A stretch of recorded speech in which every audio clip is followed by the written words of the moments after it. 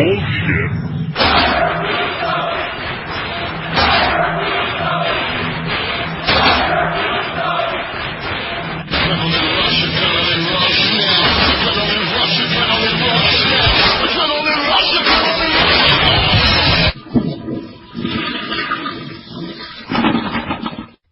Let me talk about Impact. This show. Seriously, this was the go-home show to the latest, biggest show of all time. How many biggest shows of all time has Impact had? They seem to have one like every month now. You know what I mean? It's like January 4th was the biggest show of all time. And the one show they did on Monday was the biggest show of all time. That was January 4th. January 4th was the biggest show of all time. And then the next pay-per-view was like the biggest TNA pay-per-view of all time. And then now we've got the new biggest show of all time. How many biggest shows of all time can you have? And it would be different, by the way, if the ratings and numbers were going up. And each one was, in fact, bigger than the last. Because then it would at least be true. Let me actually read for those of you that haven't seen the ratings yet, for those of you that just read the daily update today. Or simply avoided all news about this show altogether, which would be even better. Yeah, let's look at the ratings here. It pulled a 1.14, 0.9 in males 18 to 49, a 0.6 in persons 18 to 49, a 0.7 in the coveted male 18 to 34 demographic. Raw's in like the twos. Average of 1.5 million viewers. And by the way, of course, last week Bischoff went on and on about how it's the Olympics. Mm-hmm. Never mind the fact that Raw went up against the Olympics and did a great number. But it, of course, affected Impact. Well, this week, I guess it's the Jay Leno show. What would it have been this week? Because there are no Olympics on. I know that. Apparently, without people flipping channels during the Olympics, all televisions were just turned off. The show opened at a 1.3. So people tuned in and cared. And actually, that doesn't surprise me. Because what was the angle to end last week's show? The heels bloodied up Hulk Hogan and left him laying. So, and then, of course, actually, Hogan made his challenge afterwards. Yes. So I guess maybe people tuned in this week to see the follow-up to that. Because it opened at 1.3. Good number. Fell to 1.25. Held steady for another 1.25. Fell to a 1.22. Fell to a 1.15. Fell to a 1.04. Fell to an 0.94. Fell to an 0.93. An 0.93. And each segment was worse than the one before it? Yeah. There was that one segment that grew from the segment before. That is Impact in a nutshell right there. Every single segment fell. 0.93. The final segment before you move to Monday nights, a 0.93. I've been talking for years, for literally years, about how they've got to get rid of Vince Russo. For years now. I guess they just don't care. Apparently not. Perhaps, as I said before, they just hate money. I mean, I realize that Dixie Carter is she doesn't know anything about wrestling. That is clear. I mean, if you read the congressional testimony, I mean, she's clearly clueless. She's learned everything from Vince Russo. That's terrifying. And all these other dumb shits from WCW that became a part of TNA. She learned wrestling from all the losers. You know what I mean? Yeah. WCW died, and all the failures ended up in TNA, and they taught Dixie Carter wrestling. Okay? But even then, you'd think that if you looked at your own business, and you just looked at how bad the TV was. I mean, we've been ranting about how shitty this TV has been for years now. You'd think if you just looked at that, eventually you'd see the light. You'd go, we're back to a 1.14. We brought in a Hulk Hogan, Ric Flair, we've got Mick Foley here, Kevin Nash, all these stars, back down to 1.14. Wonder why that is. What could it possibly be? Yet, apparently she does not. Still fucking employing Vince Russo. Let's look at this show. This was such a god-awful television program. Like, I don't know. How can you write a show this bad? As the go-home show to Monday night. I think there was one segment on the entire show that I actually liked. Which one? The Jarrett Tomko match. Oh, the match. I thought you were talking about the one in the bathroom. No. And not Tomko's physical appearance either. So just the match itself. Impact opened, and of course, based on rating patterns, all downhill from there. That's astounding, first off. Flair and AJ come out flanked by women, still playing AJ's old babyface music. There's like a mistake in every single segment on this show. Just like the old days. I'm certain there will be. Just like the old days. So Flair cut a promo saying they'd had a week to think about what happened with the Hulkster. They knew he was in the building. They wanted him to come out right now so they could give him a present. So Hogan and Abyss come out, and Flair says he wants this to be a peaceful confrontation. Now, first off, why Hulk Hogan didn't come out and just beat the fuck out of him, I have absolutely no idea. You know what I mean? Yeah. They beat him up, they bloodied him up, they humiliated him at the end of last week's show. And so a week later, he comes out and he just gets in the ring to hear them out. You're not wrong, but we see that in wrestling a lot these days. So... In what other segments? All on Impact? I'm sure there are segments in WWE where guys have have been... The show has ended with them in physical violence, and they've come out getting a promo in the next show. Beaten bloody? They don't do blood very often. I mean, think about this, though. Hulk Hogan was so mad last week that he vowed to return to the ring. Yeah. It's got to be pretty mad. In fact, on this entire show, he's ranting and raving and bitching about how he got punked out, and he's got to do this for his own self-esteem. Maybe he knew no one was going to watch this show, so he wanted to save it for that one. So he comes out, and he's so mad that he just stands there to hear Flair out. Yes. And Flair says, I'm sorry I beat you up, and to pay you back, you can fuck either one or all four of these girls. Hogan says, I don't want any of them. He said when he came here, he promised Dixie Carter and his family that he wouldn't climb into the ring and lace up the boots. He promised to take TNA to the top. But after what Rick and his wannabe Flair did to him last week, everything has changed. He said in 4 days, he and Abyss were going to take Rick and AJ to school. Again, he's so mad that he has no problem waiting 12 days to get his revenge. So, he says, what you gonna do? And Abyss finishes it when Abyssomania runs wild on you. Abyssomania, everybody. This was so lame. So, Flair said 2 years ago he did the same thing. He retired in front of the whole world. Retired on the highest stage possible. Which, of course, is WrestleMania. That is true. Which is way higher than anything in TNA, of course. That is true. And he said he was looking forward to killing Hogan more than anything he'd ever done. Because the one thing he'd never accomplished was beating Hogan on national television and hurting him. And AJ cut a promo and said, Hogan, when you wrestled, you were the king, but times have changed, now I'm the king. And anyway, Flair's goading him on, and then he says, let's go. Yeah. It was very strange. Out of nowhere. Yeah.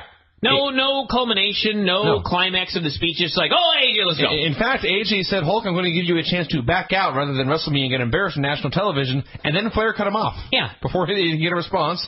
And then Bischoff came out. And Bischoff comes out, and he says that AJ had some business to take care of tonight, and Flair was not going to take him out of the building. He was going to be defending the title in a four corners match against Abyss, Desmond Wolf, and the Pope. That's right. It's AJ Styles versus the Pope at the next pay-per-view.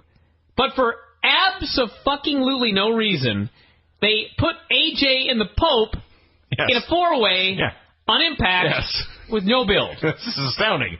I forget for a second the fact that Pope was in there. AJ Styles defending the title against three opponents with no build. Yeah. Why? I don't know. Does Eric hate AJ? I guess. There's a lot of hate to go around, I suppose. If I had built this show around having Eric hate Jarrett, I would be satisfied with having him hate one person. But no, he has to hate AJ as well. Stupid. It's very, very stupid. The title is cheap, not that I meant anything anyway. And they're having AJ wrestle the Pope for the title a few weeks before AJ wrestles Pope for the title. Yeah. And Pope would address this later. Not a non-title match. Not a tag match. Not a tag match. A four-way match for the title. Yeah. For no reason. Desmond did an interview with a generic girl, and she's actually more generic than the four generic girls that Flair came out with. And he did a promo. There was some rhyming Cockney in there, which was the only thing that saved this. And anyway, after he called Abyss a window licker, his woman spoke up and she said, Des, that ring Abyss is wearing, it's beautiful, and I want it. I think we should both have some gold tonight, and you can make it happen, can't you? And he said, of course, because what Chelsea wanted, Chelsea got. So apparently that's her name. And that's apparently now his gimmick. He's Chelsea's whipped man. Those weird-ass Japanese robots have more charisma than this girl. I will concede she did not make a great impression on me. You can't find a girl that can talk. Apparently not. Apparently in Florida. all of Orlando, Florida. I guess that's they what couldn't find a single actress with an inkling of charisma. Now you know why they had to open the LA office. To get a girl who can talk. Well, even then they didn't do anything. Well... So the LA office discovered Chelsea. Apparently. They got bigger problems than I anticipated. We had more with Bischoff. He made an XFL joke here in 2010. First off, again, it's not the mid-'90s anymore. It was one thing when WCW was beating WWF and Bischoff was making fun of them. Okay?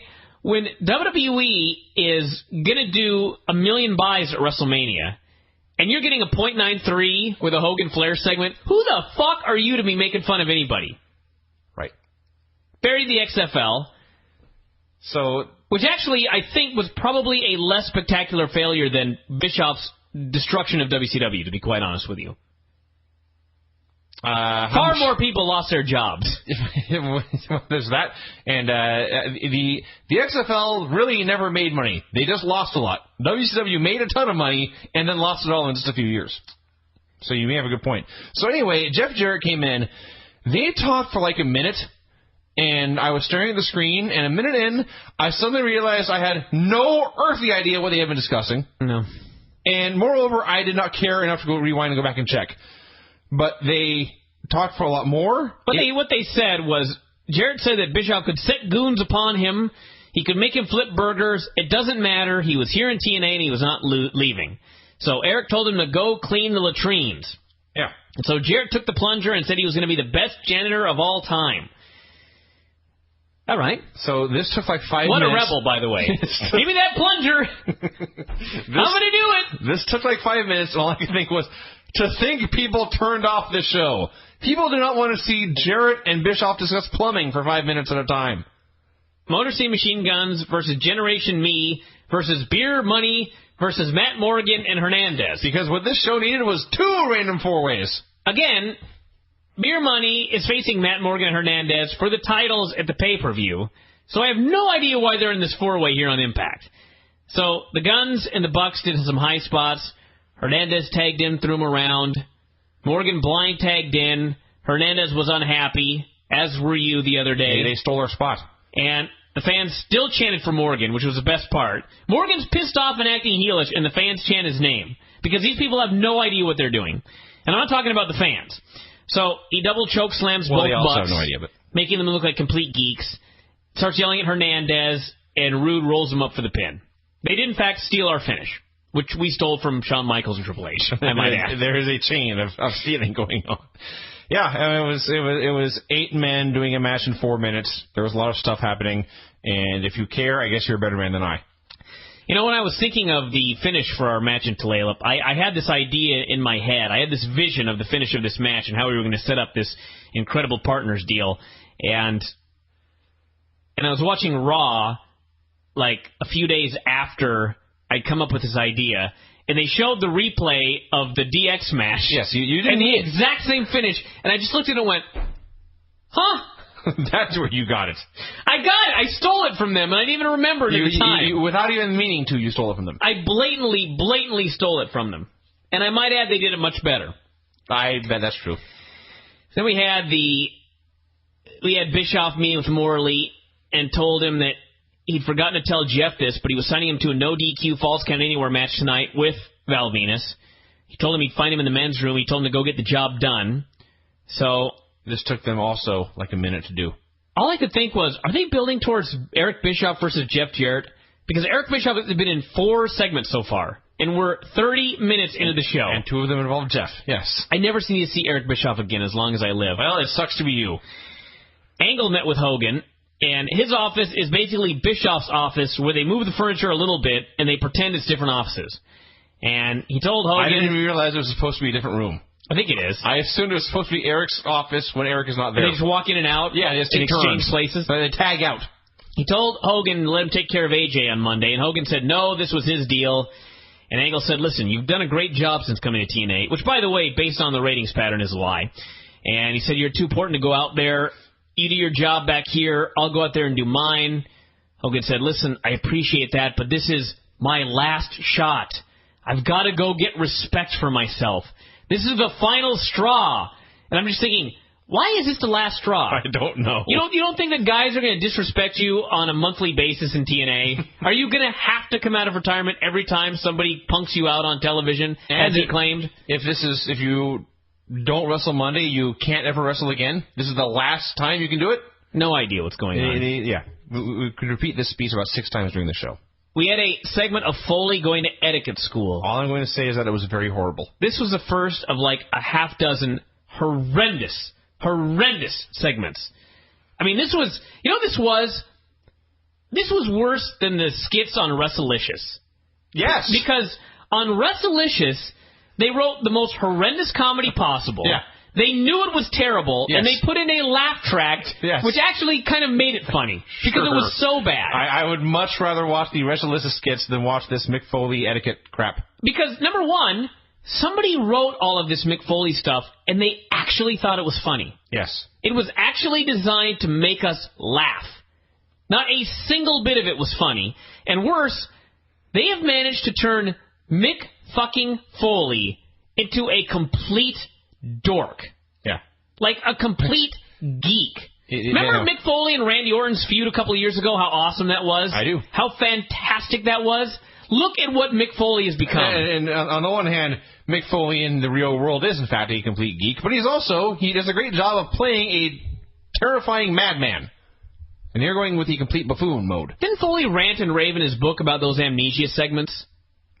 He did. Because I bet those were 100 times better than this shit. Maybe we should look them up. Maybe I'm going to have to watch them again and find out if they were actually worse than this, because I can't fathom them being so. So, yeah, there were like 3 of these, or more. They were all horrible. We're not reviewing them anymore. Morley was backstage, told the ref to ring the bell. The ref went ding ding. Morley stormed into the men's room. A brawl erupted. This was so stupid, because Jeff Jarrett has no idea what's going on. Jeff Jarrett's in there with a mop, cleaning the floor. He has no idea why this man's attacking him. Mm-hmm. Morley hits him with a move and makes a cover on the floor of the bathroom. Yes. And Jeff Jarrett kicks out. Right. On 2. Because if I am ever jumped in the bathroom and laid out and they cover me, I'm not going to protect my head or my vital organs. No, I'm going to kick out. Tenay said it's his instincts kicking in. And this is to make it even better, a minute later, Venus just jackknife cradled him and pinned him. No, before we get there. Morley slammed his shoulder. He slammed a door on his shoulder repeatedly. But I can't even explain the position that Jeff Jarrett was in for this to occur. It was like it was taking him an enormous amount of effort to stay in this position. Yes. To have the door slammed on him 5 times. Yes. Val opened the door and said, Jeff, please hug this door jam here. Yeah, everybody stand up and put your arms straight out in front of you and then squat down, like halfway down like you're doing a squat, and stick yourself in a doorway. Yes. And first off, the balance that it would take. You'd have to be holding on to something to not fall on your ass. Well, Jarrett somehow apparently was. Because he stood in this position, and I'm thinking, how in the fuck is he holding himself up like this? He was, in fact, holding the door jam because there were twice when the door hit him, and at the exact same time, a light would go on and off. Which means on the other side of that door jam, Jeff's hand was hugging the wall and accidentally flipping a light switch. And they did not refilm this. No. So, a minute after kicking out on the floor, Jeff Jarrett is pinned to the floor, and here's what Sean Morley did after throwing him into a wall and slamming his shoulder on a door. Sean Morley, who was wearing traditional wrestling gear of boots, knee pads, and very small trunks, he lays Jeff Jarrett out on the floor of the men's room, cradles his legs around his head, and folds him up like he's fucking him. Yeah. Gay! And then he runs off. And then he ran away. And that was the last he would ever be seen in TNA. What else would a rapist do? I don't know. Run off afterwards. And Bischoff, by the way, told him to finish the job. And 5 minutes later, of course, Jarrett's just being massaged because shoulders hurts everybody. I guess if you pin him, it's finishing the job. Christie interviewed Pope about how Flair and AJ severely injured his ankle 2 weeks ago. His ankle.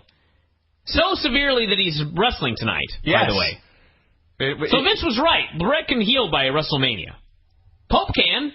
Heal in 2 weeks. Well, Pope admitted here that, he was in the building even though his own doctor said not to.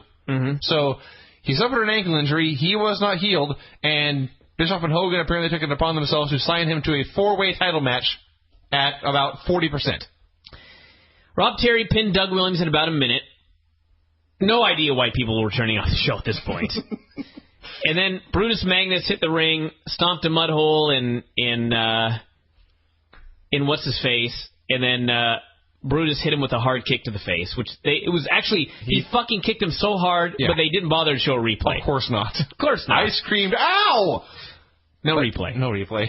So Jarrett's getting massaged backstage. Eric shows up, and they get to yelling at each other again. Jeff is freaking out. He's kicking shit around. He's acting like a child, not getting his way. He's supposed to be a babyface. And Eric says, if you want a match in the ring, I'll give it to you tonight. I hope you're a fast healer because it's later on. And then Jarrett called him a prick. He said, in the unquestioned highlight of the show, you prick! Yeah. Which is what I was thinking. Shitty Foley segment. We had Ken Anderson coming out with a bald cap, a singlet, a medal, and a cookie sheet around his neck, which read, loser. Okay, before we get into this skit itself, I have 2 things to say. One, this would have been a lot more effective if they had not shown him walking around in this getup right before the segment. And identified him. And it said, there's Ken Anderson dressed as Kurt Angle. It was funny because he was in shadow. These morons. So I think they wanted you to think it was Kurt. But then the announcers were like, what's Ken Anderson doing in this getup? Idiots. So that's number 1. Number 2, there was a debate on the board about whether it was, and elsewhere, I guess, about whether or not it was silly for Ken Anderson to be knocked unconscious with a chair shot to the back. And I was pointing out, it's not like he was incapacitated. He was not writhing in pain. No, he was unconscious for several minutes. And when they re-aired the chair shot in this clip, it was even sillier because Angle hits him with a chair, and Anderson grabs his back and then slowly rolls to the ground and then passes out. Yeah. He sold this chair shot like he was choked into unconsciousness. Yeah. The chair shot moved over his body like he's slow wave. It cut off the blood to his brain when he was hitting the back. Yes. So he comes out, and he's mocking Kurt for being the most injury-prone wrestler in the world today. That was fucking hilarious. Awesome. Now, I also want to mention that I don't want to make fun of anyone's physique, especially a guy who's lied about steroids numerous times, but man, when people talk about Angle looking sickly, Jesus Christ, you should have seen Mr. Anderson in this singlet. He looked horrendous. He looked horrendous. He does not look like Kurt. He made Kurt Angle when he was 200 pounds doing that movie, he made him look like Brock Lesnar in that singlet. He was so frail looking. So he comes out there, he does this stupid promo, makes a bunch of broken neck jokes, goes on and on and on and on. Angle storms out, they have a brawl. Anderson cuts him off with beer to the face, and then hits him with his own Olympic slam. Nearly dropping him on his own neck in the process, by the way. And you know the thing that maybe it's just me, but Ken Anderson lays him out with his own move, and then his Angle is laying there unconscious, just laying flat on his back with his hands by his side. Anderson takes off his skull cap. He pulls it back because it's made of rubber, and he snaps it right into Kurt Angle's face. Shot at him, yes. Do you know what I would have done if I were Kurt Angle in that situation? Gotten up and killed him? I would have jumped up and beat the ever-loving holy fuck out of that motherfucker. You're laying there with your eyes closed, having been laid out with a move, and some motherfucker decides to go into business and snap that thing into his face. I guarantee that was a deal by Anderson that he just thought up at the spur of the moment. I'm sure it was. My God, I would have killed that fucker. If you're saying that because you think it hurt Kurt Angle, if you went back and watched, it was not rubber. It was like nylon. It doesn't matter. They did the heavy bit of Anderson laying Angle out with his own move and stealing the dog tag again, and then there's this little random comedy bit in there. But you know what? I laughed. And on this show, I will take my amusement where I can get it. So they've gone from that first week where Angle was in the ring crying, and Anderson was a great heel, just being an asshole. In 2 episodes. In 2 episodes now, it's comedy, and you're laughing at it. And I am taking, like I say, I'm taking whatever good I can get out of it. This was wretched. Like, ungodly wretched. Which was the entire show, actually. And then I hit pause after the segment, and I came back and realized the show was only an hour old. Yes. Oh, my God, I was irate. How long have we been talking? We've been talking for almost a half hour about this show. There's more. Abyss met with Hogan, talked about how he was a little boy, his mother wouldn't let him watch TV, but he snuck upstairs to watch Hulk on the black and white TV. Is Abyss 50 years old? I should say, was he born in 1960? I have seen black and white televisions in my life. Not often. So he talks about how he was such a huge fan of Hulk, and Hulk now gave him this ring, blah, blah, blah. Anyway, long story short, he was yet another babyface who does not want Hulk Hogan to get in the ring. And Hogan, of course, talked him into it, saying, he gave him this big whole thing about how, you're my partner, I'm relying on you to protect me, I can barely move, but you're going to make sure I'm okay. And I'm just sitting here thinking, how in the fuck is this supposed to build up this match? Well, I don't know. Unless the tease is going to be tune in Monday to watch Impact and see Hulk Hogan be crippled. Yeah. That's what they were saying. That's how we're building this up. Hulk Hogan is so old. So fragile. And he's so frail, and he's risking his life getting in the ring with seriously. You're not watching this. This is the hook to see this match.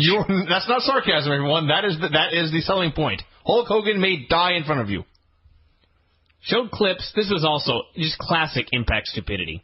They show clips from earlier that day of Lacey and Madison attacking Angelina during a photo shoot. And they hold her as Velvet whips her with a pink belt. And she whipped her and whipped her and whipped her. And finally the other heels were like, Velvet, that's enough. And Velvet freaks out and says, no, I'll say when it's enough. And she whipped her more, and Angelina is laying there weeping. And so they immediately cut to commercial and come back, and Velvet is storming down to the ring. Angelina. Angelina is storming down to the ring. Because, you see, the attack happened earlier in the day, and Angelina was so angry that she waited until after they showed a video recap to storm down to the ring. Maybe she forgot and was reminded when she saw the video recap. It's so fucking stupid. So she calls Velvet down to the ring. I mean, hold on. Okay. Couldn't she storm down, and as she's coming to the ring, they said, oh, by the way, earlier in the day this happened? No. They showed what happened earlier in the day to set up her getting so angry she stormed out. Yeah. Goddamn idiots. So she comes out. She calls out Velvet. Angelina beats her up for a while. I kept thinking, where the hell are the other beautiful people? They finally ran down. Angelina had the belt. She's standing in the middle of the ring with her back to the ramp. Madison runs down to the ramp, climbs into the ring, walks up behind Angelina, and just stops. Yes, time freezes. I'd like to think that at some point in here, Madison said, hit me. And at that point, Angelina turned around and whipped her. This was bad. So they cut her off, and they held her down, and Velvet whipped her again. Yeah. Which means not only did they show the first whipping just to set up Angelina coming down to the ring, but they showed the first whipping to set up another whipping. In one 5-minute segment, they showed the heels beating up Angelina getting her revenge on all three of them, and then the heels beating her up again. Yes. By the end of this, I never wanted to see any of them ever again. It was just which is astounding given what Velvet was wearing. It is an amazing, amazing achievement to make something totally redundant in its own segment. There was a commercial break in here, and in that commercial break, what do we see? AJ Styles, heel world champion, telling us to buy a baseball video game. Mm-hmm. That will sell 0 video games. We had Bubba the Love Sponge. I can't believe how much shit happened on this show. Bubba the Love Sponge comes up, and my line here says, some other fuck tells Hulk not to wrestle. Actually, let me tell you this.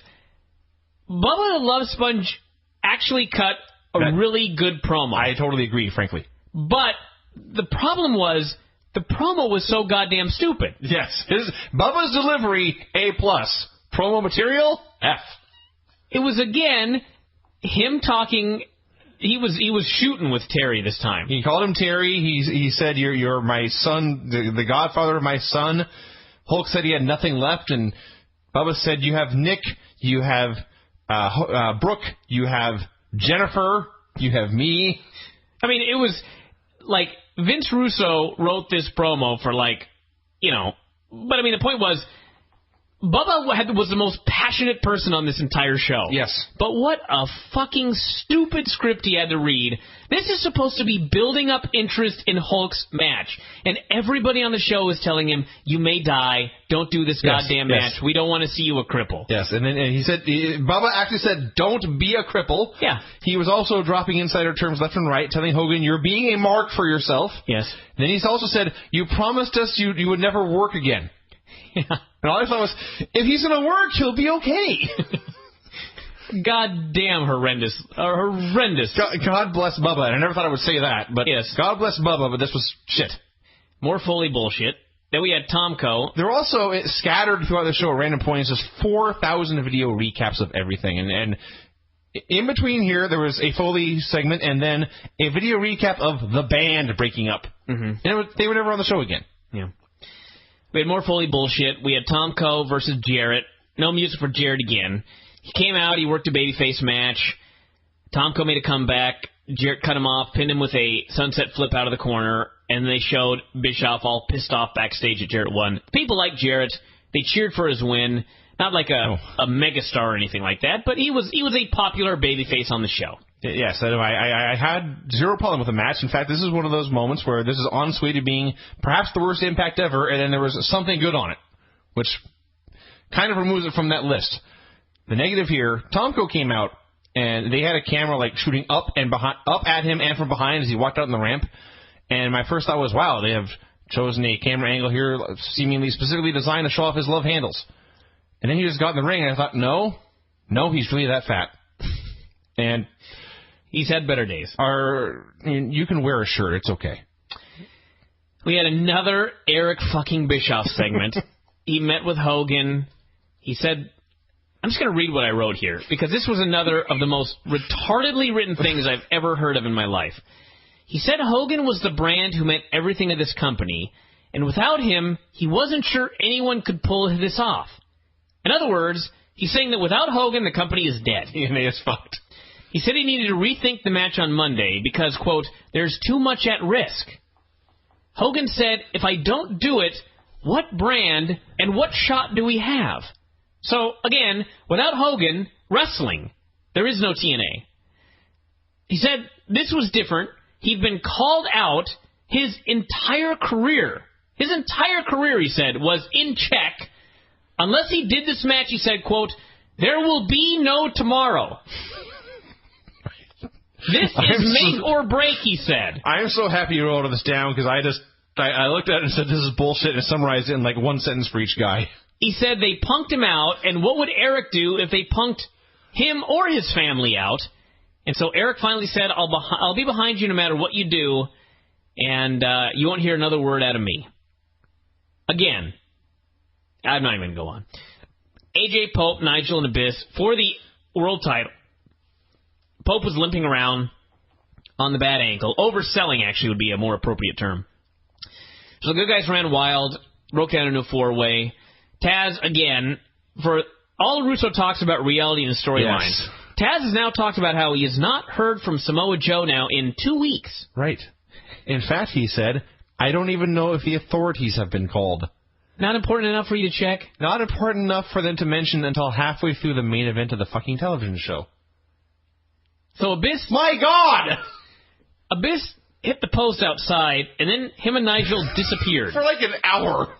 I mean, they completely vanished, and I actually had to rewind to figure out where the fuck they went. I honestly, I tried that. I couldn't find them. After going back 3 minutes, I said, fuck it, I don't care. The thing was, Abyss got sent into the post, which at least explains where he was, but Nigel had sent him into the post, and Nigel also disappeared for 2 minutes. Yeah. So Pope and AJ work in the ring. Flair cuts off the Pope, hits his foot with a chair. AJ puts him in the figure four. He taps out, and the ref stopped it. I'm thinking, why does he deserve another match at the pay-per-view? He won his title match. He wanted it at the pay-per-view, but he got it early. He lost. Why the fuck does he deserve another one? What? And more so, why would we care? I don't know. So they killed that feud. I just like the match started and Pope is hopping on one leg. Mm-hmm. And they say, look, you can see Pope is clearly hurt, but the world title shot is too important for him to turn down. He has a one-on-one title shot guaranteed to him in a few weeks. Yeah. Where he does not have to fight off Abyss and Nigel McGuinness as well. So Abyss makes a comeback on AJ until Flair starts beating the crap out of him with the barbed wire bat. Yes. Ric Flair grabbed a barbed wire baseball bat. That angered me more than the idea of him coming back to wrestle. Hogan walks down to the ring. He can't run. He walks down to the ring. He gets inside. Flair raises the bat above his head and charges. Ric Flair is still the best thing on the show. I know there's nothing new.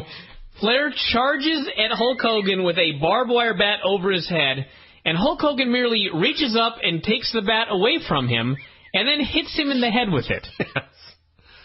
What action? Flair goes down. He takes a chainsaw to his forehead. He's bleeding everywhere. Oh, God. Of course, Spike has to show as many long shots as possible instead of close-ups of this. And Hogan and Abyss are beating up the heels. They bloody up Flair, and then security comes down and they beat them up as well. So, we talked about this a few days ago. I have now seen it with my own two eyes, and the question remains, as everybody with two brain cells to rub together is asked, how is this a go-home angle for March 8th? Hogan and Abyss... To see Flair and AJ get their revenge. Hogan and Abyss got their revenge to set up a match where apparently they will get their revenge again. Get it more. Are we supposed to be watching this to see Flair and AJ get their revenge? Why was Flair bleeding like a motherfucker on the go-home show? And the announcers are like, this is just a tease of what you're going to see on March 8th. Apparently they're going to skin him alive. I was going to say, what? Are they going to cook him? Are they going to put a stick down Flair's mouth and out his ass and put him over a fire and cook him and then skin him and eat him? I mean, what are we waiting for on Monday? Very little, as it turns out. Stupidest fucking thing I've ever seen. So the 6 men all stood there pointing at each other and calling out challenges. And I say 6 because Pope and Desmond Wolfe were still out there. Are they having a match Monday? No, I don't think. Why were they out there? Pope's there yelling at AJ. And I'm like, what are you yelling at him for? You just got beat because you're a fool. Oh, this show sucks. This was a thumbs down. This was... And what an apropos ending to Impact on Thursday nights. After all these years on Thursday nights, they're back to a 1.12 with the most god-awful television shows ever seen. They went out as they should have, as they lived. They died as they lived. Shitty. I would like to see TNA succeed. It really would be nice to have another wrestling promotion that provided good programming. I don't want to see this version of Impact succeed. No. But it doesn't matter because it won't. Right. I don't give a fuck what anybody listening to this thinks is going to happen on Monday nights. Have you learned absolutely nothing? January 4th was a month and a half ago, for God's sake. 2 months ago now. January 4th was 2 months ago, and it's like the day never happened. Nobody learned a goddamn thing from it. Everybody's sitting here talking about how, man, once they move to Monday nights, all those Raw viewers are going to have this opportunity to check them out. Yeah, they had it on January 4th, and nobody was switching back and forth. Nobody was switching back and forth. The Impact people watched their show. The WWE people watched their show. The Impact people picked up some viewers when it was unopposed, but then they all moved to Raw. There's going to be no unopposed hour anymore. It's going to be head-to-head the entire 2 hours. And this is the programming. This is the programming that they're going to steal Raw fans. This? When Impact first went to 2 hours, watching it would make me angry. And I would swear and curse and stomp and throw tantrums and slap the floor like a 4-year-old. And this show made me angry like that again. That's sad. So fuck you, Impact. Wait till Monday night. Wait. To the back! I don't want to go through every thread on the board where somebody says something I disagree with, but I'm going to make light, or not make light. I'm going to highlight a statement here by Tarmus, who was written, "Why does TNA have to beat Raw in the ratings for the decision to move Impact to Monday nights to be called a success? Why isn't both shows on head-to-head, spurring each other to be a better show in the long run, a good thing for TNA to have done? Well, here's the problem, Tarmus. It is a myth that if Raw and Impact go head-to-head, it's going to spur both shows to book better programming. That's a lie. That's not going to happen. It didn't happen on January 4th, and it didn't happen on March 8th. WWE is known for months that TNA is going live on March 8th. It's not a mystery. I mean, not months, at least a month or so. If you look at, like, after next week when they've got Steve Austin, 3 WrestleMania main events, and the Brett Vince contract signing, if you look at that in the previous 3 Raws, the Raw where they did the least was the show where Impact debuted on Monday nights. Raw and WWE, they don't care. There's no war here. Do you understand? There's no war. It was patently obvious today, and it was patently obvious going in that there was not going to be a war. Nobody in their right mind, not a single person in the world, thought that Impact was going to beat Raw. Most people thought it was going to do, I predicted a 1.16. Which, ironically, if they do the same DVR numbers that they did on January 4th, that would be a 1.19. Very close. It's also very, very specific. Yeah. Now, it didn't. It did a 0.98 because it's not a war. WWE did not try to counter-program. WWE is not going to see what TNA's main event is next week, and they're going to try and book something to beat them. They don't care. So, the idea that Raw is going to book better programming because Impact is going head-to-head, that's not going to happen. It's not true. I would actually argue they're doing the opposite. Exactly. There were times during the show where I thought their goal was to put on a boring episode of Raw and still crush Impact, and that's exactly what happened. That may have been their mindset. When their opening match, again, a women's 6-man tag, given plenty of time, they knew that was not going to be good. Chris Angel and all those guys doing those skits, they were begging people to tune Impact. Yes. No one did. No, because it's not a war. Begging is the wrong word. Daring people to turn in Impact. But no one did. On top of that, by the way, Raw does not spur Impact to do better shows. That's clear. We've now seen 2 head-to-head Impacts, and what has TNA done both times? They've hotshot a bunch of shit that they couldn't follow up on, or they forgot to follow up on, or they're just incompetent, and they followed up January 4th, where they did a 1-3 head-to-head, with March 8th, where they did a .98 head-to-head. Raw did not spur them to put on better shows. It spurred them to do exactly what the worst thing you could possibly do is, which is hotshot bullshit. Do you look at the Impact tapings? My God, they look horrible. You don't say.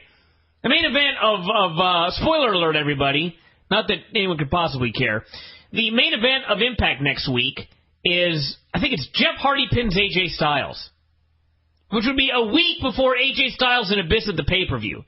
These people have no idea what they're doing. No. What happens, they put Kurt Angle and Ken Kennedy in a tag match, and Kennedy beats up Angle and bloodies him with the metal. Again? Did we not see this 3 weeks ago? Isn't that how it started? They blew up the entire feud on Monday night. They had the whole fucking United States Army out there beating the shit out of Mr. Kennedy. Yeah. It's over. You would think. They followed it up with Kennedy getting the heat on Kurt again. Yeah. Who could possibly care now? I don't know. These people have absolutely no idea what you're doing. You wonder why they got a .98? They don't know what they're doing. Hulk Hogan and Ric Flair. Let me give everybody a stat here. Hogan and Flair did not do a 1.01. The overrun of Hogan and Flair did a 1.01. When Hulk Hogan, Flair, AJ, and Abyss came down to the ring for that main event on Monday night, that segment did an 0.76. That's no good. The beginning and the bulk of that match did an 0.76. Why? Well, there a lot of many reasons, actually. One of them was that everybody decided that watching John Cena face Jack Swagger, Mark Henry in the Peanut Gallery, along with Vince McMahon on Raw, 4.0 to 1.0 in the overrun. 3.6 to .7, what did I say, .76? I don't have the number in front of me. It was .7. 0.76 is what you said. Something like that. I got them here somewhere, but that was one of the reasons. And number one is because you got a fucking go-home show. It was .76, by the way. I got them here. You had a go-home show. You got a go-home show for this big March 8th event. And what do? They have Hulk Hogan and Abyss beat the shit out of Ric Flair, bloody him up, and leave him in a broken heap. We need to see the match. Why? Don't know. You spent the entire show telling people that Hulk Hogan was old and broken down. Right. Well, he is. And shockingly, what did that segment do? What happened? How did that segment start that it at .76? Why, everybody was telling Hulk he shouldn't go out there. He's old and broken down. Everybody turned the fucking channel. You told him to turn the channel. You assholes. You told him to turn the fucking channel. Not to mention the big YouTube thing. First 5 minutes. Oh, you make sure to watch first 5 minutes. First 5 minutes. Do you see this thing? The first 5 minutes with Borash? I did not see the YouTube clip. I heard it. Was actually it was a pretty creative little clip. Bischoff's Borash is in the bathroom. And that sounds awesome. He's on his, of course, every skit has to be in the bathroom on Impact. He's on his cell phone, and somebody calls and says, something big's happening in the first 5 minutes, but it's a secret. Of course, everything's a fucking secret on the show. That's why nobody watches it. But anyway, they say, don't tell anybody the secret. He goes, don't worry, I won't tell anybody there's a big thing in the first 5 minutes of the show. Of course, someone's in the stall next to him. They call their friend. Their friend calls another friend. It's this big thing where you see everybody telling everybody else. And finally, at the end of the clip, Borash is walking down the hall and some stranger comes over and says, hey, don't tell anybody this, but the first 5 minutes of Impact, something big's going to happen. And Borash is like, oh, I fucked up. Pretty creative little segment. Okay. Pretty creative little segment. Yeah, you know what that did? 9,000 views on YouTube. They didn't put it on Impact, which does 1.5 million viewers. Yeah. They put it on YouTube. It got 9,000 viewers, which I think may be less than the Bryan Vinny battle has gotten in history. And, of course, the opening segment on Impact, what did the first 5 minutes get? 0.99. Way to go, guys. Way to go. So, you would think, well, they don't think, but that does a .99. I guess it was probably a little too late since the ratings came out on Tuesday. But, you know, they build for next week on Impact on Monday night? Nothing! Right. I don't remember a single match they announced for next Monday. Not a single match. I was just happy they ran down matches for the pay-per-view in 2 weeks or whatever it is. And maybe next week. Oh, yeah, the pay-per-view that's coming up where the... I know 4 matches now. Okay, so it's Abyss versus AJ. Yeah. And then next week in the main event, Jeff Hardy pins AJ. Right. Why the fuck would you do that? Because they're retarded. Because you don't know what you're doing. Yes. I'm just astounded. I'm astounded that anybody expected this to do anything different. They have done the same stupid shit over and over, week after week, month after month, year after year after year. Years of my life taken away. How many Bryan Vinny shows have you listened to where we have skewered Impact for this dumb shit? All of them. Okay, so they do this week after week after week, and people still think that suddenly something's going to change. They're suddenly going to get a great number. People are suddenly going to start watching the show. I remember when they announced that Hogan and Flair was going to be on free TV March 8th. And I thought, how stupid. Why don't you dumbasses put this on pay-per-view and try and pop a rating? People pointed out, well, Brian, obviously you were wrong. You know what? You're right. I was wrong. I was wrong. Because if they had put that match on pay-per-view, let's say they announced that match for Lockdown. You know how badly they would have killed interest in that match in a month and a half? It took them 2 weeks to kill the interest in the match for Monday night. Yes. People talking about, man, they got to put this match on Monday because, you know, they got to establish themselves on Monday nights. They got to get a real big number and get people talking and watching the show. You really thought that was going to happen? I mean, did you really think that was going to happen? It's not like I didn't predict this. If anything, I fucked up because I expected them to do better. Your standards were still too high. My standards were still too high. My standards were still too high. Look at the quarters here. We talked about this earlier. In the first hour and 45 minutes, nobody switched channels. Nobody switched from Raw to Impact during a Chris Angel segment. Nobody even switched from Impact to Raw until the final 15 minutes of the show when they carted Hogan and Flair out to the ring yet again. Hogan's first match since the Orton match, Flair's first match since WrestleMania, their first match together since 1999 or whatever, .76. A .76. Again, why would anyone need to watch this match? We saw the blow-off the Thursday before on that god-awful fucking show. That was the only segment where people switched channels. They switched from Impact to Raw to watch Vince, Cena, and all the goofballs. All the goof. All the goof. The goof troop. There's no hope, everybody. No, I've been telling you there is this hope. 4 years. You get rid of the dumb shits putting the show together, and there's hope. But it will never happen, Brian. Well, it's going to happen, actually, because the theory, and this is a grand theory, the grand theory is that the reason that Bischoff and Hogan kept Russo around was because as soon as this shit went down, he's a scapegoat and they get rid of him. Great! Whatever gets the job done. I cannot conceive of a human being walking the face of this earth that could write a worse wrestling TV show. I went to SmackDown tonight. I've been to a lot of WWE shows in Seattle. This was by far the smelliest. These people had the worst body odor. I would trust every single one of them to write Impact over Vince Russo. Mm-hmm. There's never been a bigger failure in the history of this business. And when people go, well, Brian, how can he be such a big failure? He's still got a job today. Yeah, he's employed by people that are somehow stupider than he is. Because they don't understand that when you do the same fucking numbers over and over, actually the numbers are getting worse. When the numbers are getting worse, nobody buys your pay-per-views, and you still have the guy write your TV, you deserve everything you fucking get. They get rid of that guy, and maybe there's hope.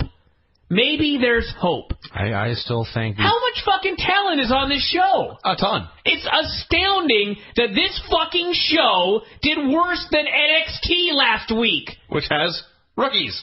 Rookies. Wade Barrett. David Otunga. Darren Young. These guys are beating Hulk Hogan, Ric Flair, Sting, Rob Van Dam, Kurt Angle, Nash, Angle, Foley. The list goes on and on. How is it fucking possible that all of that talent is losing to NXT? Because the fucking guy putting your show together is a numbskull. Yeah. We've been saying this for years. What does it fucking take? Do they have to do a .1? That's what I'm trying to say. Panda Energy will pull the plug before they fire Vince Russo. They'll fire Russo first. I don't think they have to. They would have by now. It's not like he's only been there for 3 months. He's been there for years. Well, no. Here's why they wouldn't. Because there was always that fucking golden carrot. It was never Russo's fault. It was always like, if only we had Hulk Hogan. If only we had Ric Flair. If only we had Monday nights. Well, guess what? You have all those. I know. Now they do, though. And it's going down. Now they've got everything. What more is there? Except if Vince McMahon took over. What more could you possibly get? John Cena? That ain't happening, okay? That wouldn't matter. What else could you possibly get? You're going head to fucking head with Vince McMahon on Monday night with Hogan and Flair and everybody. What more could you possibly get? Nothing. Therefore, they've hit the wall. Something's got to give. And it's got to be Vince Russo. And for the people that are talking about, I know that Spike TV sent out something today, and they're talking about how the male demos are up. Everything's fine. The male demos are up. Yes. The male demos are up by 5% and 11%. First off, whoop-de-fucking-do. Second off, number one, the rating is down, so they're making less ad money. Number two, they're going live every other week, which is a great added expense. 5% and 11% in a demo is not even coming close to offsetting that. As much as people want to try and claim that everything is fine, this number is a disaster. And not for me. What do you fucking think this number is going to be next week? I'm hoping out a .7. Steve Austin, Vince McMahon and Bret Hart contract signing. 3 WrestleMania rematches. Shawn Michaels versus Chris Jericho on Raw. What do you think a taped Impact is going to do up against that? They may get a .5. Then what? I will do a dance. then what's the spin going to be? What's the spin going to be? We're doing better than we were doing before we got TV. That's true. That's true. Except before you had TV, you were doing fucking better pay-per-view numbers. I have no idea why I'm ranting about this right now. Honestly, I don't either. I have no idea why I'm still, after all these years, yelling. Because... Well, I know that because you're an angry little man. No, because I want to fucking see a good impact. You can't. I gotta watch this show every week. I would like it to be good. It's so frustrating to see all this fucking talent squandered on a shit show. I don't want to watch that. People, I would be the happiest fucking man in the world if TNA produced a great show every week and they were doing a 4. I'd be the happiest guy in the world. Because I don't know if anybody realizes this or not, but when wrestling does well, I make a lot of money. I would like it to do great. If the wrestling business right now was doing as well as the wrestling business was doing in the 90s, I would have a gold boat. I would have a boat made out of gold and an airplane. And I would have houses everywhere. I would be rolling in money. A gold boat. Yes! I would have a boat made out of solid gold. See, I can see I don't this. even give a fuck if it sinks. I would have it. I see you owning a gold boat, but it's not tied up in a dock somewhere. It's just in your front yard. Yeah, just be sitting right out there. I'd have palm trees in my fucking front yard in Washington, and I'd have a golden boat tied to the palm trees. I would love if this business was doing great. I would love if Impact was doing a 4 and Raw was doing a 4 and it was a great show every week. I would be so fucking happy. Why do people think I'm biased against TNA like I want it to die? Why would I want it to die? Well, perhaps they're confusing you and I. I want this bullshit TNA that I'm watching right now to go away forever and a good TNA to appear in its place. Sweet Christ, WWE got rid of ECW. And it was doing better than Impact did this week. And they tried out NXT. Let's try something different. Let's try something different. Let's try and make something... This one's obviously not working. Let's try to make something work. And so far it is. It'll fail soon enough, I'm sure. But for now, it's different and it's better. The same shit week after week. Let's talk about the SmackDown tapings. I don't even want to talk about last night's Impact. It was shit, everybody. Pretty much, yeah. There was a fun X Division match. There's one thing I want to say about this show that the dumb shits on the board were arguing about. And actually, that's not even true. There's really one dumb shit, and other people on the board were pointing out what a dumb shit he was. But someone was saying, I don't see how Rob Van Dam was buried because he was hit with a baseball bat. So, of course, it was natural that he would be on the ground. To anyone who feels that way about the segment, if you missed the show, we'll recap. Sting was in the ring to take on a mystery opponent. It was such a mystery, the fans were chanting RVD. Sure enough, music played, RVD's name appeared on the graphic. Rob Van Dam came through the crowd. He hit that one jumping kick where it looks like he's going to break his leg, but he never does. He hit the rolling thunder. He pinned Sting. People were going crazy, jumping up and down, chanting his name. And then Sting hit him with a baseball bat several times. Killed him into oblivion. Hogan came out to, I guess, make the save. The refs held Hogan back as Sting continued to hit a man with a baseball bat. Security did not care about that. And the focus was all on Sting and Hogan. Rob Van Dam was usually not on camera, and when it was, he was being beaten with a baseball bat. Yeah, he would lay on his back, and he would hold his stomach, and he would kick his feet. Probably saying, ow, my ribs. Ow! And then every now and then he would start to get up, and they'd hit him again. Yeah. And he'd lay down there and kick his feet for a while. Then he'd start to get up, and they'd kick him again. Mm-hmm. And this went on for like 5 minutes, and then he disappeared, never to be seen again. Yeah. Now, for those of you who think this is not a burial because he was taken out with a baseball bat, in a minute, they went from the fans chanting his name, going ballistic, happy to see him, to him being an afterthought, a complete afterthought, as Sting squared off with Hulk Hogan. In 2010. In 2010. That is a burial. How you got there is irrelevant. At the end of the day, Rob Van Dam showed up and was buried a minute in. Not to mention, I think it's the same dipshit. Why would you sign a guy and pay him money. Because they have no idea what they're doing. And then... frankly, I'm a little confused that Rob did not just pack his bags and leave. The same dipshit goes, he beat Sting. No one will remember this. He beat Sting. Dude, he fluke pinned him. Sting kicked out at 3.1. He didn't sell a thing, and he immediately beat up the guy with a bat. He got to his feet, got his bat, and started beating up Rob Van Dam. What a victory! Yeah, he was not. This man was not beaten in any way. By which I mean Sting. Rob Van Dam was beaten savagely. He was savagely beaten. So it sucks to be him. I'm sure he wishes he'd just stay retired. There was that god-awful Beer Money versus Jeff Jarrett segment. Yeah. Where I was so happy when I heard you tear this apart later. Because I watched this in a state of complete bewilderment. I have never... There were 4 people involved, I believe. Jeff Jarrett, Mick Foley, and Beer Money. And I did not understand the motivations of any of them. I don't either. And throw Bischoff in there, because apparently he put this all together. But it went on for like 6 minutes, and I stared there at my screen shouting, "What is going on here?" Yes. And I thought I had missed a segment. So did I. Where Beer Money had turned heel. No, I thought I'd missed a segment where they announced this match. All I saw was Jeff Jarrett went up to Beer Money, and he's like, I just want you to know that this match was not my idea. And I'm like, what match? What in the fuck's going on? And Beer Money all of a sudden are heels for like literally no reason. They go out there, it's Beer Money against Jeff Jarrett in a handicap match with Mick Foley in a suit and tennis shoes as the ref. Right. What? I don't know.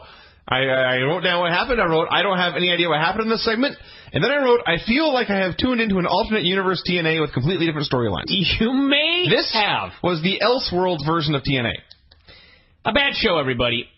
Just the usual. Just the usual. To the back! All right, why don't we start on this goddamn Impact show? Let's talk about this great show. This show opened with an amazing shot of Hulk Hogan, Abyss, Rob Van Dam, and Jeff Hardy driving up to Impact in a gold Hummer, and they all got out, and they were all dressed in their wrestling gear. Jeff Hardy had makeup on, Abyss had his mask on, and as Taz pointed out, Abyss was driving. Yeah. And Taz was wise in knowing that Abyss was driving, and that's funny by itself, but I thought it was hysterical he was driving with his mask on. Well, what else would he do? He's always got his mask on. This is one of those times I was desperate for a skit of pro wrestlers being themselves out in the real world. If they had gone through a drive-through or stopped for gas and it's gotten out and been Abyss, Hulk Hogan, Rob Van Dam, and Jeff Hardy, much better than anything on the show. Guaranteed. There's something about Jeff Hardy and RVD sitting in the back seat. They were so goofy. It's like they just... I realize this is about as nitpicky as you could possibly get, but I saw a Hummer pull up with Abyss driving, Hulk Hogan in the driver's seat, and those two guys just get out of the back seat, and I thought, what dorks? Because the people in the back seat are always dorks. Well, I'm just sort of like... You want a car with 4 front seats? Well, no, okay. It makes sense to me that Hulk Hogan would have a lackey to drive him around. Abyss. That totally makes sense to me. Shouldn't, like, Jeff Hardy, of all people, be a big enough star to have his own moped or something? His own dirt bike? Moped. That he shows up on? You think Jeff Hardy is showing up on a moped? Something. Like a moped made out of gold. How about a Segway? Was there a Segway available? See, not a Segway. What would Jeff Hardy should have his own ride. He should be having to carpool with Abyss and Hulk Hogan. It could have been a limo. Could have been. That would have been better. If it would have been a stretch Humvee, I would have been fine with this. But just the regular Humvee. Only if Abyss was still driving. So they had to shove this goofball into the back seat. That's the key to me. But you can put Jeff Hardy behind the wheel? Well, he's been known to, By the time most of you read this, Jeff Hardy may be in the clink. Or listen to this, I'm sorry. He's actually, seriously, by the time most of you hear this, he'll either be in court or he will have been sentenced. Or acquitted. In one day? Well... I admit I have not been following it closely. You really expect this trial to be dragging out over a number of days? It seems to me that most trials do. This is North Carolina. He's on a drug trafficking charge. I can't fathom this going that long. Maybe it will. Maybe it will. I'm not a lawyer. I pictured being over and done with in an hour. They go, you had X amount by the letter of the law. What were you doing with all these drugs? Yeah. Ingesting them. Guilty. Who knows? Who knows? All I know is that the laws down there are very strict. And people I've talked to are concerned that he's fucked. But he may not be. He may not be. Because he's Jeff Hardy, and he's got a shitload of money, he's probably got a great lawyer, and maybe he didn't even do it. There's a story. I'm not even saying that Jeff is guilty. I mean, it is a fact that these things were found in his home. That's a fact. But it could in fact have been that they were planted there or somebody, he was framed. He was framed. That's the word that they used. That's the story that he told. And perhaps he was. We'll find out what the courts think here very soon. So, AJ and Flair came out for a promo. I believe this has opened Impact for like 6 weeks in a row now. Mm-hmm. There's a template for this show. There is, yes. AJ and Flair always open the promo. AJ started talking about how there was no magical ring that was going to help Abyss. Said they had classic battles in the Asylum and in the Impact Zone, but AJ had won every time. He said he did not believe in the Easter Bunny, he did not believe in Santa Claus, and he did not believe in magical rings. He did believe that he is the best in the world and a gift from God. And it was, all things considered, a fine AJ Styles promo. One of his better ones. But then Ric Flair spoke, and it was better. Yeah, and he was the problem. Very crazy. He said he was bleeding last week. He was sure to point out that he was bleeding because he hit a guardrail, not because Hulk Hogan hit him. Then he started punching himself to open the wound again, and he bled like crazy here in this promo. This man's certifiable. So he said he hated Jeff Hardy. He said if Jeff wanted to play ball here, he could expect this every day. And I thought, what, you bleeding? I think he'll get by. I think worse things have happened to Jeff Hardy than Ric Flair bleeding. So Jeff came out to his shitty TNA theme song. AJ called him a nobody, which was funny for a few reasons. And then AJ, who last I checked was the heel, challenged Jeff to a wrestling match. 1-on-1, let's fight. And Jeff accepted. And then Ric Flair told him to go to the back, paint a picture, and get high. Yeah. Trial, everyone. They scripted this line for Jeff Hardy 2 days before his drug trafficking trial. Go backstage, he said, and get high on paint. Are we sure that was not just a spur-of-the-moment thing? It may have been. Either way, it was a taped show. That's true. That is true. It was a taped show. So they left it in there. Well, actually, I take it back. It probably was scripted, because then Jeff said he would be flying high on the backs of the creatures of the night, which is apparently what he calls his fans now. And then he made an incomprehensible sound. He warbled. He howled. Went, and they played his music. He is a unique fellow. So, aside from the minor detail of the heel issuing the challenge, this was fine. Then we had a segment of Bischoff yelling at Foley for helping Jarrett. I had no idea what was going on here. I didn't care. All I know is that when it was over, there was a commercial for a new season of Deadliest Warrior. Awesome. He was very upset about something Foley did last week.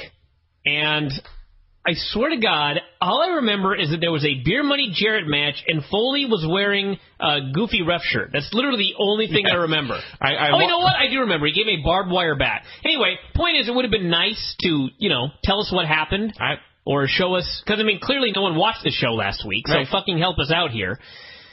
But no, I watched this, and it ended, and I said I have no idea what they're talking about or what it resolved, and I don't care. It never crossed my mind to go back and check. Footage of the Nasties beating up Jesse Neal. I must correct you. Jimmy Hart jumped Jesse Neal from behind. The Nasties joined in later, but Jimmy Hart had things well in hand. Yeah. So Jesse Neal, the big, tattooed, mohawk pro wrestler who used to be a Marine, got beat up by a 60-some-year-old man. Yeah. A small 60-some-year-old man. Mm-hmm. So they laid him out and put him to a table. And then we got, it was going to be the Nasty Boys and Jimmy Hart versus Team 3D. Wasn't it Team 3D and Jesse Neal, but that's why they laid Jesse Neal out? Jesse Neal was supposed to be their partner, yes. Somehow this was supposed to be a fair match. Yes, again, Jesse Neal, the tattooed Mohawk ex-Marine pro wrestler, was a fair match for the sexagenarian Jimmy Hart. Yeah. So, astounding. Instead, they got Brother Runt. So it's a good thing they knew Jesse Neal was going to be laid out and they should fly their brother in. Sure. Everything worked out. So they had a match. There's so little thinking done when putting this program together. It's just or maybe too much. Do a surprise. Okay? Nobody thought, why is Brother Runt happened to be here when Jesse Neal happens to be laid out? Nobody, of course they didn't. Or if they did, they just said the fans won't think about this. Well, I just did. Yeah. So, I don't think Devon even tagged in. They had a match. There was not much to it. It ended, and there was a big six-way brawl going on, and Bubba got whacked with the motorcycle helmet or the megaphone or something, and Jimmy Hart pinned him. Mm-hmm. Team 3D will not do a job in Japan. No. But Team 3D pinning Bubba in the States... Jimmy Hart pinning Bubba in the States. Bubba knows nothing on this shit matters. That is true. Yeah. He just pay me. And then, so they knock out Bubba with a helmet. Jimmy Hart pins him. Heat is achieved. And then the babyface make a big comeback and put Sags through a table. Yes, just Neil also showed up. He's fine. Yeah, he runs out. He's limping a little bit, but now he's all right. Yes, and they put Sags through the table, and the good guys ended up winning anyway. So the bad guys won the match. The good guys won the post-match. And as my notes read, well, that all accomplished nothing. Absolutely nothing. Angelina was mad. Maybe she saw that segment. She issued an open challenge to any of the beautiful people, but especially Velvet. Yes. So why not just challenge Velvet? Yeah, it was even more irritating to me, but she said, I challenge any beautiful person, especially Velvet, and then she said, and it doesn't matter which one. Make up your mind!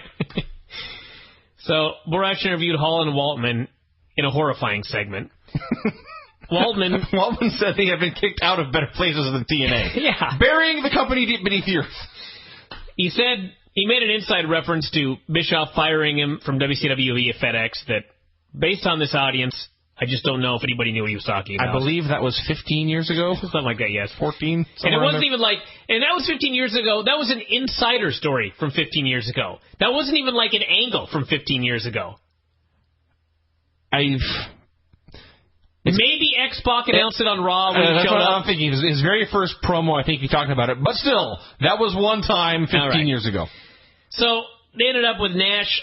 Even though he's getting a match with Hall on Sunday, he said, I'll give you $25,000 to get in the ring tonight, and I'll give it to you if you can last 5 minutes with me. Now, what that means, I don't know. What does that mean, if you can last 5 minutes? Does he have to knock him out, pin him, submit him? I don't know. But that's what he said, and Hall took the offer. All right. We had Angle, Pope against Desmond, and WWLSD, Mr. Anderson, and they had a match. It was pretty good. And, of course, the finish was Nigel going for the figure four on Pope. Pope rolled him up, 1, 2, 3. And, of course, heels attacked the baby faces. And Mr. Anderson, who was beaten, humiliated, and attacked by the entire U.S. Army last week, he took the medal, he cut Kurt open, second guy gigging in the first hour of the same show, and this is supposed to set up us caring about them having a match on Sunday. All I know is I don't at all. Since the last pay-per-view, they're exactly back where they started. Mr. Anderson has attacked Kurt Angle and made him bleed with a medal. Yeah. Everything that's happened since then is rendered null and void. We are right back where we started. And Mike Tenay even pointed this out, that we had seen this exact thing before. Yeah. There was a lot of that tonight with a clown show. Largely Taz playing the role of me. Yeah. Asking, yes. Why is this shit happening? So the match was fun. I could stand seeing Kurt Angle and the Pope as a tag team every week, and that would not hurt my feelings. But the booking continues to blow. Hogan told Jeff and RVD to go out and have fun tonight. It's hilarious. And then Hulk and Rob had a long discussion of regional high-five etiquette. Yeah. It's one of those things where they just kept talking and Rob left, then poked his head back to talk some more, and I thought, how did this air? They didn't reshoot this. It gets better later. So Bischoff walked in and wanted to make sure they were on the same page. Hogan said, yeah. Eric said, if you're going to bring in surprises, clue me in, it'd be nice. It'd be nice if you clued the fans in. That's what he should have said. Next time you fucking bring in Rob Van Dam, will you fucking advertise it in advance, you dumbass? Yes, so he kissed Hulk's ass for a while, and then he left, and Hulk saw it and said, that was weird. Which, we need a drop of that, and we need to play it after every bit on the show. I want a drop of Hulk Hogan saying, and I quote, what went down last week was more than just a train wreck. That was a good one, too. Angelina against Daffney. This was fucking bullshit. I don't want to talk about this. Terrible. The beautiful people announced they were giving an honorary membership to Daffney, who had been hiding under the ring. A minute in, she pulled out a tool box. That's not a metaphor. A box of tools, and began to pick one, And she finally picked one and got in the ring, and the ref took it away, and then the bad girls got disqualified for interfering anyway. And then they beat her up for a while. Daffney tried to do the spot where you whip them into the entrance ramp, I guess. Only she's not strong enough to hold Angelina up, so she dropped her on her head on the floor. That looked brutal. And then Tara saved. So this sucked in every single way. I had a terribly classless joke in my head, and I can't even bring myself to make it. I will note that they pulled Angelina vagina first into the post, and she sold it. And Taz said, "Would that hurt a girl?" Would that even hurt a girl? And Mike Tenay said, "I don't know." Your delivery was better than theirs. So, this was an amazing segment. You will recall that last week Rob Van Dam debuted on this show and was immediately buried deep beneath the earth when Sting beat him up with a baseball bat, and he being Rob Van Dam became the pawn in the Sting-Hogan war. So this is the week where they give Rob his heat back. All right? So, actually, I want to talk a little bit about this, the beginning of this. There is more to it, yes. Well, I'm getting ahead of myself. Hogan calls out Sting. Sting is in the rafters. He demands he come down. Sting took like 3 to 4 minutes to come down from the rafters and get in the ring. Now, yes. In discussing this with Dave last night, he explained that, well, you see, they wanted Sting to step into the ring at exactly 10 o'clock. Not a minute before. So, therefore, they had to show him walking around for 3 minutes to kill the time until 10 o'clock. Now, first off, all I know is that I was cooking dinner at the time, and I looked up, and I saw Sting in the rafters, and I put my food in the microwave, and it cooked, and I took it out of the microwave, but he still hadn't been in the ring yet. And I thought, how has anyone not turned the channel right now? I don't know. They thought that this was something that would build viewership by having him take 4 minutes to walk to the ring. Anyway, for those of you that checked out the quarter hours, this backfired. Oh, yeah. Stunning. It dropped when he got in the ring. People do not want to see Sting walking. Well, they wanted to see, I mean, these were the highest rated quarters of the show, so they do care a little bit about Hogan and Sting, but they did not have this giant bump at 10 o'clock like they were expecting. It actually went down. So Sting finally made it to floor level and was approaching the ring when suddenly who should attack him but Robert Van Dam. He jumped him from behind like a coward. He beat him up for a while all around the ring, and, last week, again, Sting hit him with a bat, and Rob Van Dam disappeared as Sting and Hulk had a face-off. So this is Rob's big chance to, establish himself as a star once again.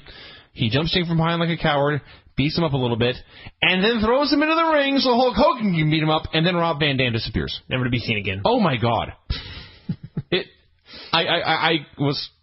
Even I was taken aback by how stupid this was. They couldn't have him throw Sting in the ring and hit a frog splash. No. He threw Sting in the ring and said, well, that's my paycheck for the week, and he went back to change. So then, Hogan gets a bat, and he's going to beat up Sting, and Bischoff comes out to make the save for Sting, telling Hogan he's not a wrestler anymore, he needs to stop getting involved with stuff in the ring. He tells security to take Sting away. They do so, and Sting goes voluntarily. And Hogan just stands there and looks sad about his career being over as the people chant his name, and Bischoff gives him a guilt trip about how he'd promised his daughter he was done with it. Yes, he said, you promised your daughter you wouldn't wrestle anymore, and they cut to a shot of said daughter who was clapping and chanting her father's name. Yeah. That did not look like a girl who wanted her dad to retire. To quote Bischoff, or Hogan earlier actually, that was weird. That segment right there. That was weird. This was a fail. Hernandez...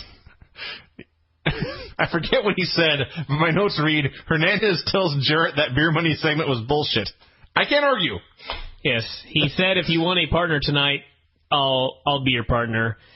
And this was Jarrett. And they're about to go to the ring, and Bischoff comes up and says, you ain't booking no more. So he signed Hernandez to the handicap match with beer money. And he told Jeff he was going to be the referee. He actually said, this was how your career began. What amazing timing. Fascinating coincidence. Yes. And it was a complete coincidence because this was taped before we had watched Jarrett's debut. Yes. It's baffling to me. Coincidences happen, everybody. So, they had the Nash Hall match. It was ungodly awful. They billed it as a 5-minute challenge, but of course they couldn't put a clock on the screen because it was so bad they edited it down to 3 minutes. And Waltman handcuffed Nash to the ropes. Well, okay. Eric went to make the save. See, I just assumed that was the finish, and so it did not go 5 minutes. No, because Hall took the money. I thought he was just a thief. All I know is, as bad I don't even know what the rules were. As bad as this was, all I could think was, it went 3 minutes. And I thought to myself, these men had a match much worse than this a decade ago, and that was on pay-per-view. So I couldn't get very mad about this one. I'm just laughing that Hall and Nash went supposedly 5 minutes, and they only gave Waltman and Eric Young 1 minute last week. That is also good comedy. Like, what person in their right mind could look at those two matches and decide that Hall and Nash deserved 5 times as long? That right there is grounds for firing if I were in charge. I would say grounds for waterboarding. If I went, it will never happen, nor would I accept the job. But if they hired me to come and take over, I'd go through that place with a flaming sword. There would be bodies hitting the floor right and left. Just one person axed after another. You, done. You, done. You, done. You, done. There'd be like 10 people working there by the time I was finished. Then they'd be in real trouble. But maybe not. Maybe they'd be better off with those 10 people. I was just astounded. I mentioned on another show today the stats I got. Raw has, I think, 88 active performers, and they've got 3 shows. You mean WWE? WWE. Okay, what did I say? You said Raw. Well, WWE. So. Yeah, they have 88 active performers over 3 shows. Mm-hmm. And TNA's got, I think the stat was 67 over one show. You're gone. You're gone. You're gone. You're gone. Yeah, you're hired. Now you're gone. It's a struggle to get, they have talked about how hard it is to get everyone on the show every week.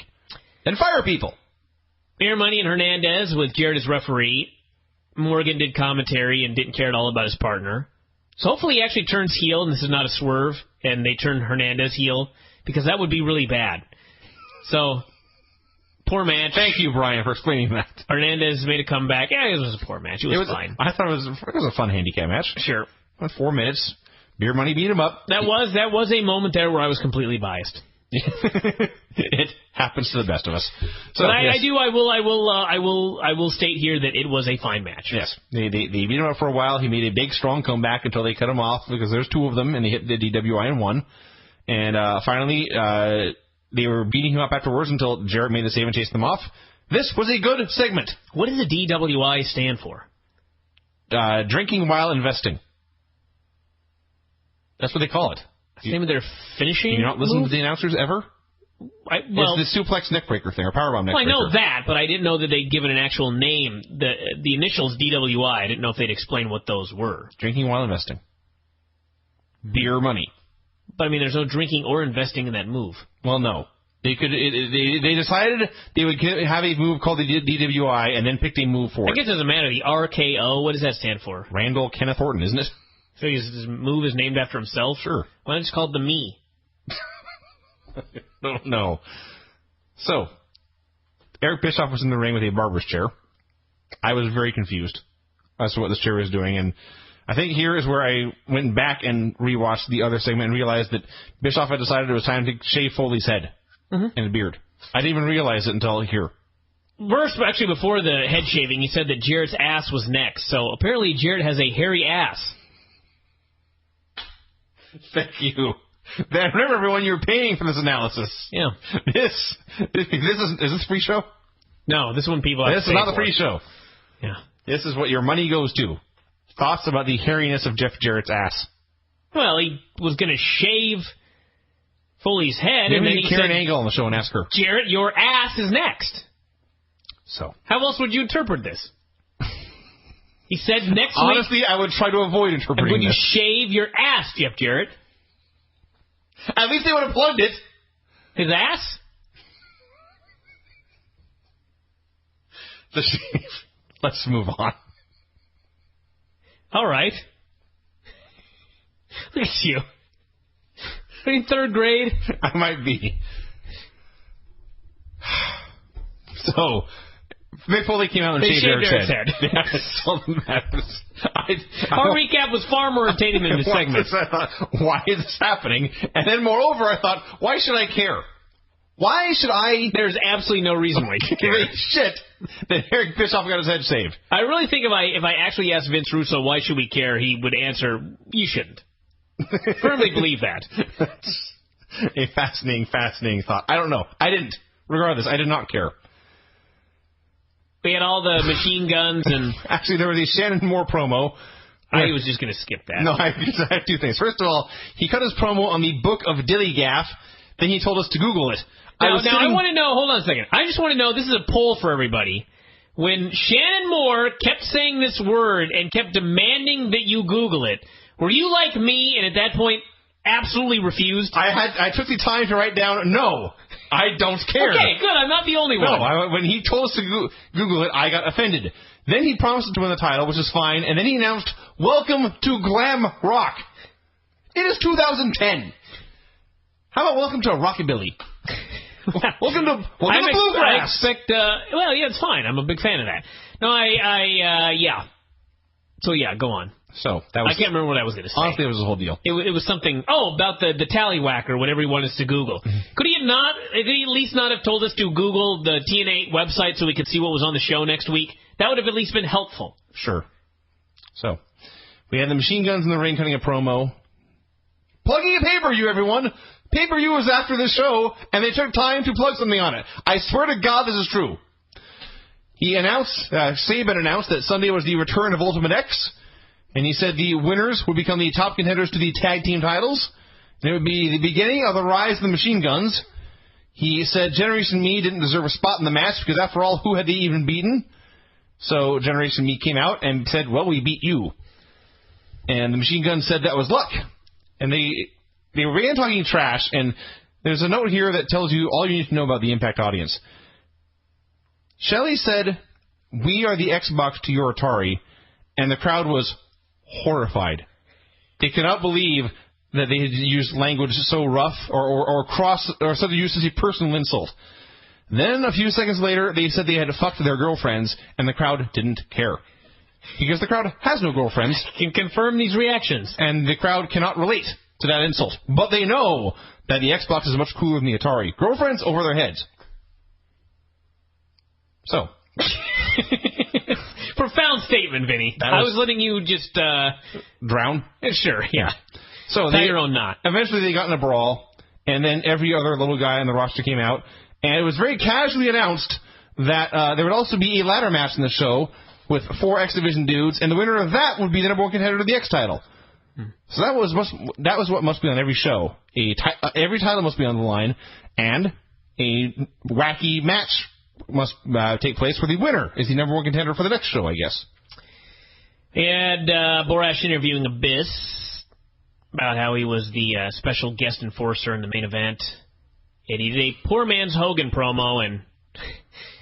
I thought this was actually a great promo, honestly. No, come on. When he announced... Abyss has cut such great promos in the past. I mean, this was fine, but does he have to be a fake Hulk Hogan? We've already got a fake Ric Flair that's not working.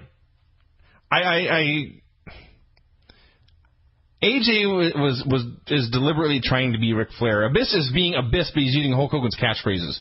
When he announced, for the first time in my life, someone is jealous of me, that was a great line. Yeah, that was a good line. He said he'll win Friday, he'll win the pay-per-view, and he will take care of Flair if he tries to get involved in the main event tonight. AJ and Jeff with Abyss's enforcer. They had an average match that drew a .76 rating. 0.74 rating, actually. Well, the overrun did go 9 minutes, so I'll give this a .75. They did the match. They had a ref bump. AJ went to get a chair. Abyss said, no. AJ missed a 450. Jeff hit the Twist of Fate senton. 1, 2, 3. Yeah. When I saw the ref bump, I assumed, well, okay, Abyss will run in. He will lay AJ out with a chokeslam, and then Jeff will get the pin. So it's not the end of the world that Jeff pinned AJ. No, I was mistaken. Jeff Hardy, a man who may be in prison before the next Impact tapings, pinned the world champion clean, and I don't know why. I don't know why. It's just like it's somebody sarcastically on the board said, well, if Big Show pinned John Cena, shouldn't he be the number 1 contender? Missing the point that, first off, WrestleMania isn't this coming Sunday. And second off, even if the idea was to set up the guy that beat the number one contender or the whatever, well, first off, that's a bad analogy anyway because John Cena wasn't the champion. But he was the number one contender. But still, neither Big Show, John Cena, or Batista are going to trial on Wednesday with felony offenses. And that is a very true point. Also true, all of those men are actually wrestling at WrestleMania. Jeff Hardy, prison or no, is not wrestling at Destination X. No. In fact, somebody had some stats. I don't know if they put them on the board. But largely every person focused on this program is not on the pay-per-view. Is not, in fact, on the pay-per-view. Hogan's not wrestling the pay-per-view. Jarrett's not. Bischoff is not. Foley is not. Jeff Hardy is not. I don't know if the girls are. I don't care. Tag guys are. National Hall are. So it's not quite 100%, but the emphasis is clearly on the men who are not wrestling on the pay-per-view. It's Impact, everybody. I do not hate the show watching it, but I did constantly think this is accomplishing nothing. This is just wasting people's time. It's wasting my time. I watched it. I wrote some notes. I moved on with my life. To the back! Vinny's here. We're going to run down the TNA pay-per-view here very quickly. Considered not having Vinny on and waiting until Tuesday, but I have absolutely no desire to remember this pay-per-view past tonight, so I want to get this over with. I want to open by saying that this was a bad TNA show, but it was actually probably worse than the review I'm going to give it, and part of that is because I've been reading and hearing a lot from people talking about how this was like some sort of all-time horrible pay-per-view, and I just hear that and I think, have you never watched TNA? I mean, seriously, this was a bad show. It was a bad main event. It was a shitty finish. But, I mean, in the grand scheme of bad TNA programming, this wasn't even in the stratosphere of the worst stuff they've ever put together. There were some bad matches. The main event was bullshit, the finish. But, God, I've seen worse. Yeah, I was reading... There we go. Hey, everyone. I was reading results or feedback to you and laughing at it, and you would say, oh, come on, it wasn't that bad. And when I think about it, I suppose you're right. This was not the worst TNA pay-per-view they've ever done. There was no Jenna versus Charmel on this show or anything like that. Mostly I was just hideously bored, and there were sporadic moments of rank stupidity. And I've had many pay-per-views where I've been hideously bored. Yeah, this was another one of them. So, was it the worst pay-per-view ever? No. Should you buy it? Fuck no. Absolutely not. I mean, there was that one pay-per-view that I actually tried to get my money back.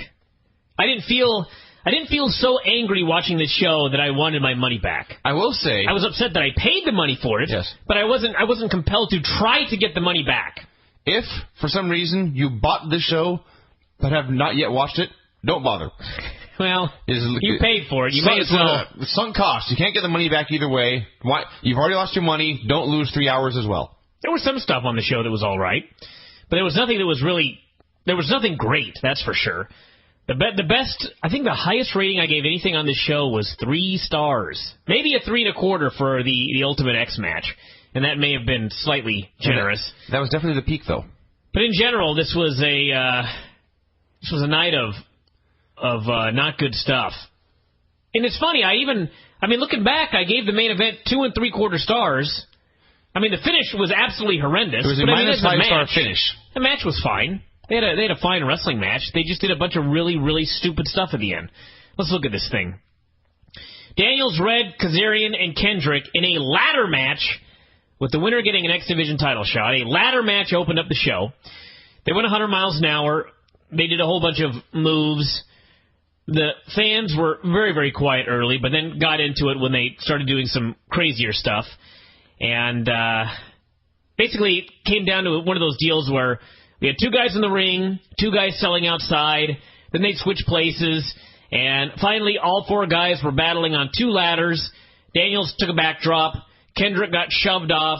Kazarian climbed up, got the win. There were some good points. There were some points where it was a real mess. Everybody worked hard. I got to give them that. I gave it 3 stars, and in hindsight, probably generous. It was probably in the 2 3/4 range, maybe 2.5. There was really nothing all that special about this match. I was late, got here in the middle of the match, so all I really saw was a bunch of small men doing a bunch of really stupid stuff. I saw they would do something stupid, the crowd would cheer and go crazy and chant TNA, and they would immediately shut up again. So they were not really emotionally invested in the match. They didn't care who won or lost. I have no idea why they should have cared who won or lost. My only lasting memory of this will be, what in the fuck was Chris Daniels wearing? This was the most homosexual outfit I've ever seen a wrestler wear. It was shocking. Chelsea, who is a generic girl that's been hanging out with Wolfie McGee, wheeled out Ric Flair in a wheelchair, and he did a promo about how he was not a happy camper, using those words. I'm not a happy camper, said Ric Flair. And he was talking about how he'd fallen off cages, which I don't recall, slammed off ladders, which maybe happened in that Edge match, but I don't recall, and thrown through tables, and even crashed in an airplane, he said. But through it all, he'd never been in a wheelchair. He said that tonight, Hogan and the Abyss were going to pay the price for what they'd done to him. The whole point of this was, Ric Flair as a crazy old man in a wheelchair cutting promos is funny and entertaining, and I laugh and I smile. But there's a difference between entertaining and the right thing for business. Ric Flair is a heel. This was almost sad because he was coming out and begging. I mean, there's no other way to explain it. He was begging for the people to boo him. He outright said, "Don't woo me." He was begging them to please stop, and they just wooed even louder at everything he said. They didn't take him seriously as a heel at all. They considered him a comedy cartoon, which is what he was in his wheelchair. And if you want to laugh at Ric Flair being wacky, this is great for you. If you want Ric Flair as a heel to mean something for business, this is a horrendous role for him. And it doesn't matter. They're not making any money anyway, so who gives a fuck? I don't even know why I even mentioned that. Well, because we had to review this segment, you had to say something about it. It was Ric Flair cutting a crazy promo in a wheelchair. Picture every crazy Ric Flair promo you ever saw, except he's sitting down. That was it. We had Hogan telling Abyss to stop asking him if he was doing all right. He said, "Of course you are. Use the power of the ring tonight." Abyss giggled, walked off. Hogan told him, "The gold around your finger is going to lead to the gold around your waist." Abyss got new gear to match Hulk Hogan. It's black leather shirt and pants with red and yellow splotches all over it. Mm-hmm. It's a thumbs up that they're changing his look to match his new gimmick. The overall picture is a big thumbs down. So then Bischoff came in and had a hat on, and he took it off to reveal a buzz cut, looking almost identical to what he looked like before his head was shaved. And what's the point? What was the point of shaving the man's head on TV? So it would grow back 10 days later. And it's actually funny because he shaved his head on a taped show, which means his hair grows like an inch in 3 days. I don't know what the point of it was. He said, listen, Hogan said, we got to stop the goofiness. We need to stop this crap with Mick Foley. Let's just get back to the task at hand, making TNA better. Because, of course, everybody, TNA sucks. They got to remind us on every show. So Bischoff says, sounds like a great idea, and he left. And then Hogan giggled and said Eric now had a Hulk Hogan haircut. I guess it was supposed to be a funny line, except, as noted, Eric had hair. Yeah, they couldn't shave him again, I guess. I laughed. I don't care. It's funny that Hulk Hogan is laughing at his own hair. Yeah. That makes me giggle. Sue me. Tara and Daffney Knockouts title. They announced up next is a championship match for the Knockouts title, and I thought, I know Tara's the champion. Who on earth is she challenging? Daffney. Who's challenging her? And the answer is Daffney. I had no clue going into this. And I watched Impact 2 days ago. Or I guess they went to Monday, a week ago.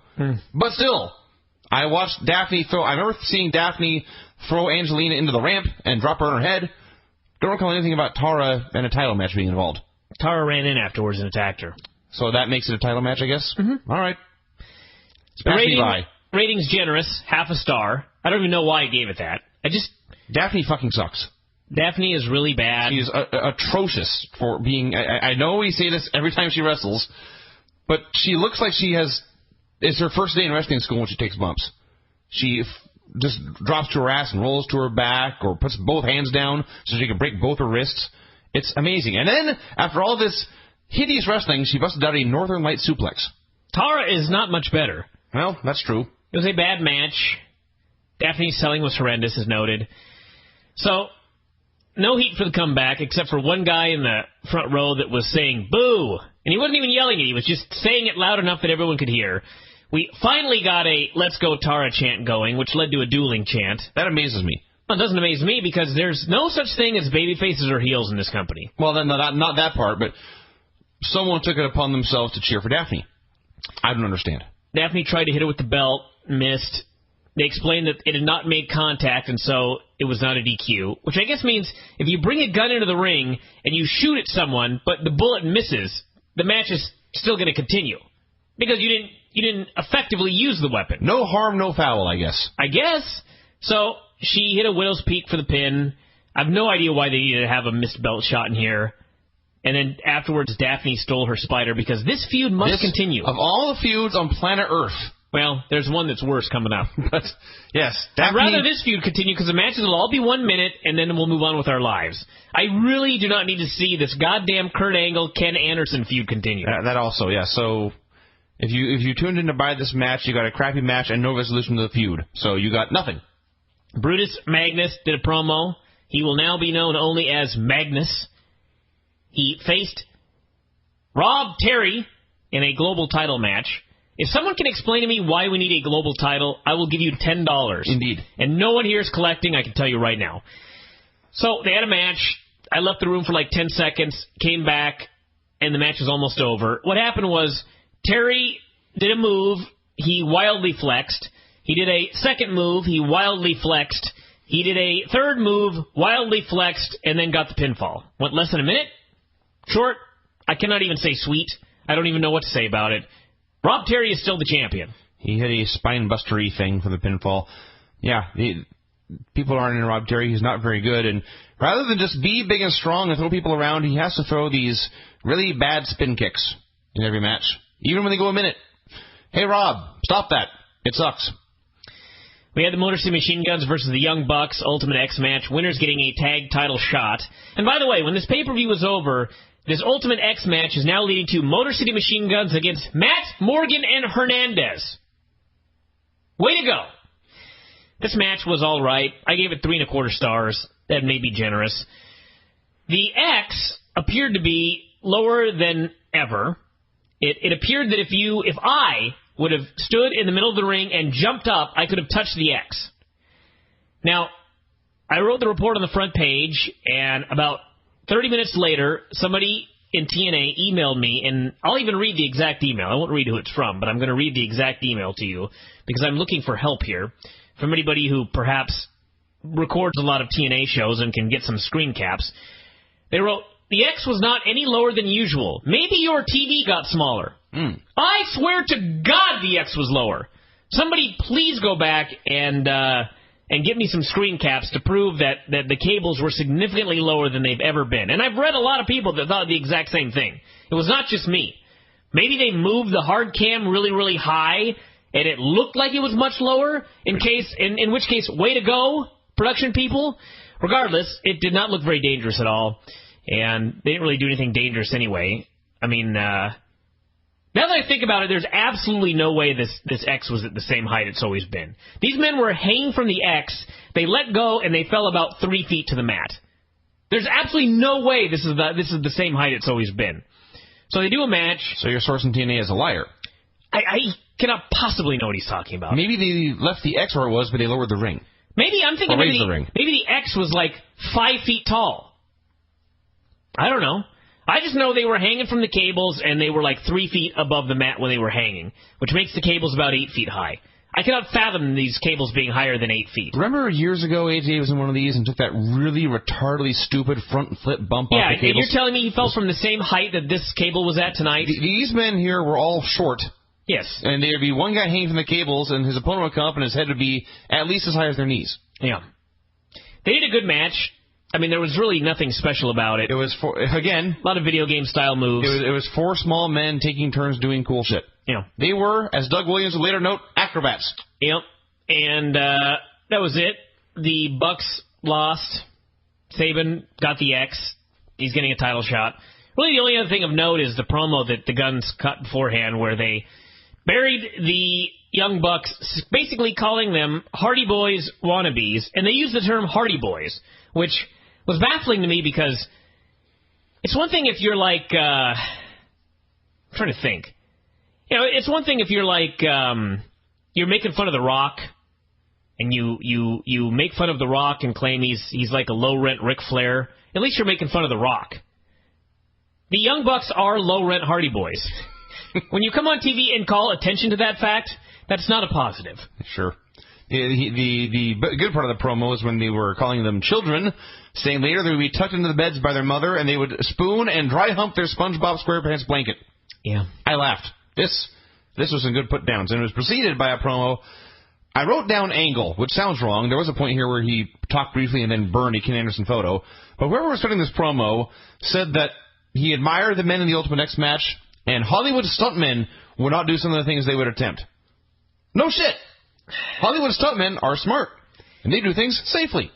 I would also like to know that they had a pre-show here, and they interviewed Dixie Carter, and she said that she always pushed hard for Destination X because she was a big fan of the X Division, and she liked having the pay-per-view where those guys would get a chance to main event. Still waiting for that chance to main event. Fourth on the card, everyone, is now... This is back like when they hired the Kiss Demon. Yes. Kiss Demon in WCW was obviously Kiss. They had a deal with the band, and part of the deal was that Kiss had to always be in the main event or the semi-main event. So they ended up putting him on the card like third, but they would always announce him as being a main eventer. They would say, here in this co-main event, third on the card, the Kiss Demon. And he'd have a shitty match, and they'd move on. What a stupid fucking thing to put in a contract, by the way. Yeah. I realize it was WCW, they did stupid things, but still. The next sentence in my notes reads, I will just quote myself, Hall cuts a promo showing off his hairy gut. Mm-hmm. It was Scott Hall and Sean Waltman. Hall noted he would put on the tizites again. This is not necessarily a good idea. He is not in the shape he used to be. Who among us is? But Waltman talked for a while, and frankly, I have no idea what he was saying. And then Scott Hall he found a lot of ways to say we're going to win and get our contracts. Two notes. First off, Waltman was somehow even less lucid than Scott Hall. I have absolutely no idea how that's possible. Hall, in an example of low standards, based on how fat he was in good shape here. I realized that a lot of people were talking about what great shape Hall was in. Seriously. He had a fat, hairy gut. His face was spherical. Yes, he was in better shape than he was when he was morbidly obese. That's not saying a whole hell of a lot. He had a match. He doesn't have it anymore. It was Hall and Waltman against Nash and Eric Young. Nash never tagged in. Eric worked the entire match. They were so obviously setting up Nash turning on Eric Young that I presumed it had to be a swerve. And they were not going to have Nash turn on Eric Young. But then Nash did turn on Eric Young, so they swerved me by not having a swerve. Or by having a swerve. However you want to do it. Anyway, Nash turned on Eric, gave him a powerbomb. Razor gave him the Razor's Edge with great assistance by Sean Waltman. Yes, Scott Hall needed help getting Eric Young up. He gave him the move, and then they pinned him. There was a point where Waltman tried to get a can of spray paint from under the ring. That was the real highlight of the match to me. He could not find it. The best match in the show was Sean Waltman versus spray paint. He went for it the first time, and he couldn't find it, and he says, where the fuck is it? Right into the camera. And Eric Young, who's his opponent, basically starts beckoning to the other side of the ring. So Waltman goes over there, finds the spray paint. They spray paint it right into Eric Young's face and all over the front of his body. The referee, of course, because it's TNA, doesn't see it. Taz, playing the role, again, of Bryan Alvarez, says, and I quote, doesn't the referee see the paint on Eric Young's face? Of course the ref doesn't. He doesn't see Eric Young green. Eric Young gets pinned, and then Waltman went into the ring to find another can of spray paint, could not find it, and then screams something to the effect of, why do they have to hide it? I think he said, God damn it, why the fuck you gotta hide it? Yes. Which is a fucking good question. It's already under the ring. Oh my God. So he finally found it, sprayed an outline around Young's body. They played a cheap Wolfpack theme. They danced. That was the end of that. And the band was back together, and the fans all cheered. Yeah. They cheered this betrayal and three men beating up one. Their hero EY, by the way. Yeah. That is how much heels and faces mean so little in TNA. How little they mean. This reminds me of a story. I once, in one of the various wacky student films that I did, I had a scene where this girl I was dating got really mad at me and went under the bed and got a baseball bat. And student film, you say? Came up swinging. Yeah. This sounds like your life. It sounds like an old relationship, but no, seriously. But so the idea was, in our house, we had a baseball bat under the bed. Okay. In case someone broke in. Now, she put the baseball bat under the bed before we started filming, and so the idea was she was going to get really mad, go under, grab the bat, and come up. I thought, okay, if this were real, which it's supposed to be, it's not supposed to look like we're acting. If this were real, she wouldn't necessarily know right where the baseball bat is. She only knows it's under the bed. So, before we began filming, I moved the bat a little bit.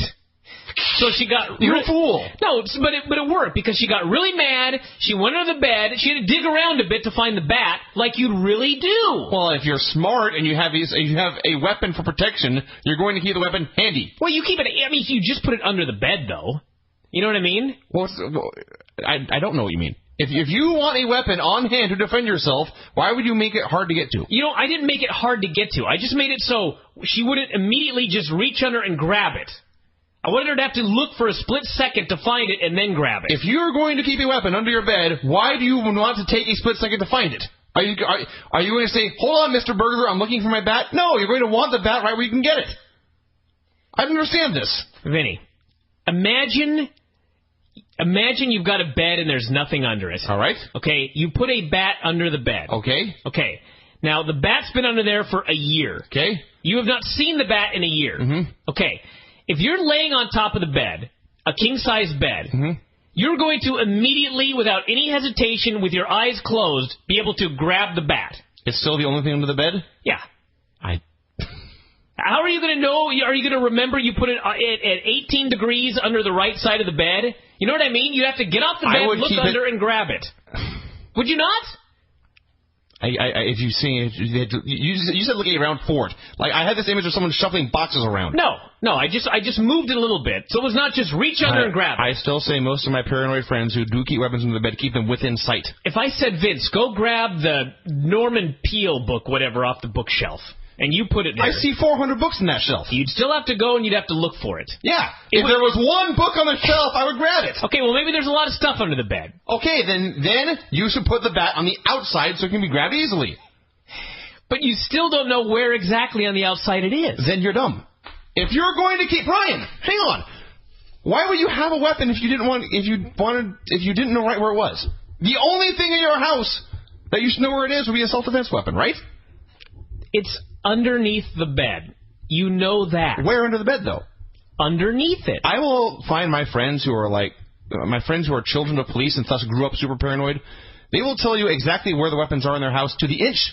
My friends in the military. All right, so you're telling me that if you hit a baseball bat under your bed, mm-hmm. and I blindfolded you, and I said, grab the bat on the first try, without having to look under the bed or anything, just in a blindfold, roll off the bed and grab it on the first try, you'd be able to do it? If I put the bat there. But even if you put the bat there, you think if I blindfolded you, and on the very first try, you could just go into the bed and grab it? I suppose so. It almost makes me want to put something under that desk right there and have you give it a shot. How about this? Look at my phone. Okay. Close your eyes. Close your eyes. Eyes are closed. Grab it. Exactly. Oh, please! But hold on. You reached. You had to reach a little farther and grab it. Right? Did you not? Let's move the fuck on. I want to go home. It didn't take 2 minutes to do it, but there was a brief moment where we had to grab it. The point is, everybody, Waltman hid the spray paint before the match. He should have known where it was. Well, it did not have to be hidden. Yes. And in his defense, I don't think he's the one who hid it. That's the point. Yes. That's how stupid they are. Yes. They not only hid it under one side of the ring where he couldn't find it, but even when he went to the right side of the ring, it was hidden under something. He had to lift something up and reach under to find the spray paint. That is correct. This was stupid. Yes. This was much stupider than my baseball bat story. Where are we? I don't fucking care. a complete waste of time. What's that? You know what? As angry as I am right now, that conversation was more entertaining than anything on this show. Great! Yes. So, up next, Shannon Moore versus Doug Williams. I'm just going to cut to the finish. Doug Williams hit Shannon Moore in the head with a fucking brick and pinned him. A brick! That's fine with that. So... What's wrong with that? Let me give you an example here. If you're going to knock out an opponent, why would you use a guitar made of thin wood? Rather than a brick made of compressed clay? If I'm going to hit someone with an object, I want the hardest, most compact object densest, I can find. Heaviest, most massive. What's wrong with a brick? It's just... I mean, I realize people have been hit with steel chairs for centuries. Well, centuries. I said it again. A long time in this sport. But just seeing this was so... It was a cartoon. Why not a kitchen sink, you know? They've used it before when Russo was booking. Oh, there you go. So my only problem with the brick was it looked like a piece of a 2x4. I'm sorry the brick wasn't red enough for you. It should have been red. You said it was a 2x4. We went back and checked, and they had a camera angle. It was extreme close-up, and there was a... extreme, what's the word? Well, it was shot from one end, so it looked like a long 2x4. Yeah. But, anyway. You can use a brick, get a red one. So then he started cutting this fucking beautiful promo about how Shannon Moore didn't deserve a title shot because he had just walked into the company. True. And he said that Shannon Moore was an example of everything Doug Williams despises about the X Division. They were just acrobats who called themselves wrestlers. He said he is what wrestling should be about. Hold as hold, catch as catch can. He said acrobats belong in the circus with the other clowns. Yes. This is an awesome promo, setting up a program I would love to see of Doug Williams, the wrestler, versus the acrobats, except that he hit him with a brick. I'm fine with that, because he's a heel. That promo made the promo better, because he didn't beat him with wrestling. He had to beat him with a brick. And then he claimed he was a great wrestler and they were all clowns. So there's only one heel in the entire show, and it has to be Doug Williams. Great! I am a huge fan of Doug Williams, and he is great. He was the highlight of this show. I enjoyed Doug Williams' post-match promo burying the stars of the X Division.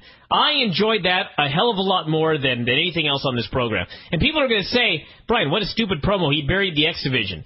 No, he was a heel. That was a great heel promo. You're all acrobats and clowns. I'm a catch-as-catch-can grappler. I'm better than you. Great. Let the clowns show him up, which is what they're going to do, because Doug Williams is a great worker, and he will allow the clowns to show him up. And we've got money. Well, we've got no money, but you know what I mean. Okay, I was incorrect when I said Doug was the only heel in the company. There were 3 heels in the next match, and unfortunately it was not a 6-man. Matt Morgan and Hernandez against Beer Money. The crowd liked Hernandez, hated everyone else, which is the story they're supposed to go with. Every time Hernandez started to run wild, Morgan would get in his way. He would go for the dive, and Morgan would step in, and he was scolding him from the ring apron and showing disappointment when Hernandez would get hit. And it got to the point where, in I think my favorite crowd moment of the show, the crowd was chanting, Morgan boo, or Hernandez yay, over and over again. So eventually they got the heat on Hernandez. He then tagged in Morgan, who the crowd hated, and they hated Beer Money, so Morgan made it come back to absolute silence. Hernandez got back in, finally hit his big dive, and somewhere in here he hit a Dominator and won. So we have the wacky tag champs who don't get along still. Welcome to 2002. Yeah, and it's actually worse because they're wacky tag champs who can't get along, and the other tag teams are so shitty they can't beat them. And it's going to be 2 tag partners who hate each other against the Motor City Machine Guns. How is that possibly going to be any good? And 2 guys who are too big to... Well, yeah. I don't see the Motor City Machine Guns laying out a barrage of kicks on Matt Morgan and having it look good. Kurt Angle versus Ken Anderson, 2 3/4. It was a match. Anderson did some stuff. Angle did some stuff early. Anderson put him in a series of arm holds. Angle made a comeback. They did some near falls. This was like, when you consider most Kurt Angle pay-per-view matches, this was -5 stars. But compared to everything else on the rest of the show, it was pretty good. So finally, Ken went looking for something out of the ring. Of course, he couldn't find that either. Then he got a chair out of the front row, teased using it, but went to use the medals instead. Angle Germaned him, hit him with the medals, cut him open. So Ken's bleeding all over, which would have been effective had Shannon Moore not bled 2 matches earlier. Kurt put him in the ankle lock. Anderson tapped. Kurt got his revenge again. And then Anderson cuts a promo as Kurt is leaving, saying that Kurt is not a real gold medalist. He's not a real American. He wanted a straight-up match with Kurt, but Kurt had to resort to cheap tactics to get a victory. He said Kurt was going to lay in bed tonight, staring at the ceiling, and the only name that would be going through his head was Anderson. I have absolutely no idea what he was talking about. Kurt Angle beat him, bloodied him, pounded him into a legitimate submission, and now Kurt is going to go home and be thinking the name Anderson all night long? Why? I don't care. I must know the answer to this. You noted earlier there's a few that we do not need to see anymore, and this is it. They've in 1 month, I have the disdain for this feud as I do for Orton and Hunter. I don't ever need to see this match again. They came out here for their blood feud after all we've seen with medals and blood and the fucking United States Army, and they began to exchange holds. Yeah. And headlocks. Kurt said, "Here, take my head and put me in a headlock." Sure. Anderson did, and then Kurt responded, "The Olympic gold medalist, the scariest man on the roster, and the man who hates this Anderson fellow and all he's done," then just pushed him away. Mm-hmm. I could have done that move. They did eventually use the belt to a suplex, but then Anderson got the heat, and what followed was a very, very boring 5 or 6 minutes. And then there was a comeback, and then a ref bump, and then blood, and then Angle won, and then there was a stupid promo. AJ did a promo talking about the main event, Flair's injury. Christy spent the entire thing giggling. That was great. Well, AJ, I didn't write down the entire line, but he was talking about superheroes, and then he started shouting about how he couldn't remember what made Batman tough. And I thought, you are the world heavyweight champion, about to have a title match, and you were doing wacky comedy. Mm-hmm. This company sucks. Christy got nice boobs, though. And Abyss did a promo, bunch of Hogan impersonations, talking about how super confident he was because of the major disadvantage AJ was at without Ric Flair. Abyss is the heel. Which brought us to the match, AJ and Abyss. You would never know AJ is the heel since he proceeded to do a bunch of dives, do a bunch of flips. People are cheering. Flair's going crazy, so the crowd's going, woo! They're clapping as he does all these high spots. I don't know. Serious question here. What is Ric Flair teaching AJ? I mean, he really is helping mentor him. What is he teaching him? How to be the worst heel in the entire world? I don't get it. How to do promos, I guess. You come out here. How to put a robe on. Oh, my God. So AJ, let me think of some of the spots here. AJ did a Pele kick, and everyone sang the Olay song. He did a springboard clothesline. Everybody popped. He did a spiral tap. Everybody popped. Then they chanted, "That was awesome," at a spiral tap. Abyss hit him with a black hole slam. AJ kicked out, so he can't even be beaten by moves. And then it became complete bullshit as Flair said, "Hey, ref, come here." Flair's in a wheelchair, by the way. "Hey, ref, come here." So the ref comes here, and he proceeds to get sprayed in the eye with something, which takes him quite a while to register. He falls down. Yes, we had Eric Young sprayed with spray paint, and the ref here sprayed with, I guess it was mace. So you had 2 men sprayed in the face in the show, and none of them was Daniels. So he gets sprayed in the face. Vinny. I thought I was going to go over your head for a second. Vinny gave me the look, waiting for me to notice what he had said. It was very funny. Anyway, the ref gets sprayed in the face. He goes down. Out comes Hulk Hogan with Earl Hebner. He says Hebner's replacing the other ref. He takes Ric Flair to the back. Hulk Hogan is pushing Ric Flair in his wheelchair to the back.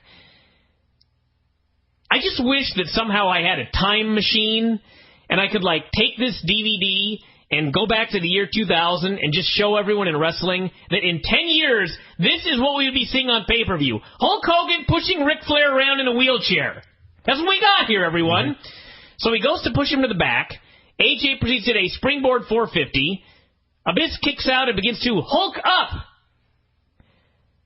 I never realized how hard the Hulk up was. I thought it was 3 punches, a finger point, a kick. Apparently it's very, very difficult. Abyss had a rough time with it. His timing was horrendous. He finally hits the big boot, chokeslams AJ. AJ goes through the ring. Referee Earl Hebner calls for the bell. Immediately. The champion got chokeslammed through the ring and was unable to continue. And so the referee ruled that because he could not continue, he remained a champion. What? I guess. Hogan came out and gave the belt to Abyss. Earl grabbed it, said no, no, no, no, no. Flair came back out. Abyss went to chokeslam Flair, but Abyss fell into the hole. He then got out of the hole. Hogan spray-painted something into Flair's eyes. Nigel McGuinness ran down. He took a comedy bump, schoolboy backwards over Flair into the hole. Flair then fell into the hole, and somewhere in here, the other guy went into the hole as well. Who am I missing? AJ? AJ. He stayed down there. They all fell. They were all in the hole. Yes, they were all in the hole. They all disappeared. The best part of this to me was Desmond Wolf being ping-ponged back and forth between Abyss and Hogan, and they were way over on the side of the ring because there was a giant fucking hole in the middle of the ring, and they were still doing spots. Yes. So it ended with the heels in the hole, with the belt, I guess, and Abyss and Hogan had their music playing, and they were going up the ramp, and just as I wrote, that show was bullshit, I heard Hogan say, let's get out of here. And I thought, me too. It's just funny that, yes, that finish sucked. Yes, that was really stupid. But I feel like I see this 5 times a year out of TNA. This is nothing new. A bad finish on pay-per-view is nothing new. In fact, we used to see it every single month. Where was everybody who's complaining now? Where were you guys 3 years ago when every Jeff Jarrett match had 8 million ref bumps, a guitar, powder, assorted bullshit, and a finish that made you want to never watch this product again? It just happened all the time. This is just another one. Nothing has changed. So there were, unless you really, really like small men doing flips off of ladders and cables, there were no good matches in the show. There was... No. There were no... Was there a match worth paying money to see? There were no great matches on the show. There were no great matches on the show. There were no feuds ended. There were no great promos. There's really nothing to recommend it at all. You saw... I am past TNA. I'm over it. Yeah. I got over it after the first Monday Night War when I talked about the gold boat. It'll never be like that again, everybody. I don't have it no more. I can't even get mad. The show sucked, and I wasted a Sunday driving up here to watch it. Yeah, but that's my review. It's nothing new, though. How many Sundays have you wasted watching TNA pay-per-views? How many pay-per-views have there been? A lot of them. Well, there you go. So it's nothing new, everybody. So anyway, that's it for Vinny. We'll get Dave on the line, and we'll see what he had to say about this. I haven't read his review yet. He was busy recapping UFC, which, by the way, was much better than this show. UFC created 2 new stars in one night. Bones Jones and Junior Dos Santos. TNA had Hulk Hogan pushing around Ric Flair in a wheelchair, and I'm just trying to think of a time where like a UFC champion could be rendered unable to continue and he would retain the title. It is. Who was it? The Randy Couture fight where a guy had his eyelid sliced open? Yeah, it was Randy. Did the title change on that? Yeah, Vitor sliced his eyelid open. Well, there you go. With the leather of his glove, and Couture lost the title. There you go. Yeah. But yes, it's completely absurd. Abyss had a perfectly legal move. It's not his fault their equipment is defective. That's true. That's true. This was not Abyss's fault. And it's I guess it's a minor detail, but the referee knew instantly what to do. It didn't occur to him, holy shit, what do I do now? I guess I have to call the match. There was no searching for a bat moment here. He immediately knew, I'm going to ring the fucking bell, and I'm going to say AJ retains. What's the name of the overweight referee that's always working? He was on the show all night looking completely incompetent. I think he was the one that got sprayed in the eyes. What's that guy's name? I only know Hebner and McGee. Jamie Tucker. And the bald one, Slick Johnson. No, it's, God. Whoever it is that was refereeing the main event is legitimately one of the worst referees I've ever seen. And I realize that's his role, but he plays it, I don't know if he plays it to such perfection or if he's truly completely incompetent, and I think it's got to be a level of incompetence, because if you're a good ref, you're never supposed to see any of this bullshit. You're always supposed to be distracted when the illegalities occur. This guy's always looking right at him, and then he puts his arms out to his side and kind of bends his arms a little bit and sticks his neck out and just stands there. Yes. Completely impotent. Yeah. I'm gonna find his name and to think they got rid of Rudy Charles and this goofball's still around. To the back! I mentioned this briefly in the Daily Update today, and I said if my dander was still up, I was going to talk about it here on this program. And where is your dander now? Oh, way up. It's up? Okay. My dander is such that I can't buckle my pants around it. That sounds lewd. So in the Tuesday Update, I put a link to it's not really an interview that Vince Russo did. It was actually, he talked about Paul Heyman, and then there were some quotes from his book. It's from the UK Sun. The interview is linked in the Tuesday news update. I just want to read some of this to everybody. My Danner is not up enough to really lose my mind, but I do want to acknowledge this while I'm still in a pretty bad mood. Before I play a song, for example, or talk about Impact and Raw, which really weren't all that bad. In the final chapter, Russo tells fans, and this of course is rope opera, how WCW killed Vince Russo. And that right there, that title, how WCW killed Vince Russo, yeah. Vince Russo was an innocent bystander in this whole fall. Standards and practices, wrestlers not doing what they were asked to do. How WCW killed Vince Russo. Well, first off, the temerity of this fucker. Well, let's just do this on a sheer factual level. WCW is dead. Vince Russo is not. So something's wrong. Yes. As we've established, he has no grasp of reality. So in the final chapter, Russo tells fans, quote, "And one last thing, for the record. I called Paulie personally to ask him to join TNA. He declined." So I guess we're supposed to think that Russo did all he could. All he could to help TNA. Russo also pays glowing tribute to his wife Amy and 3 children, Will, VJ, and Annie.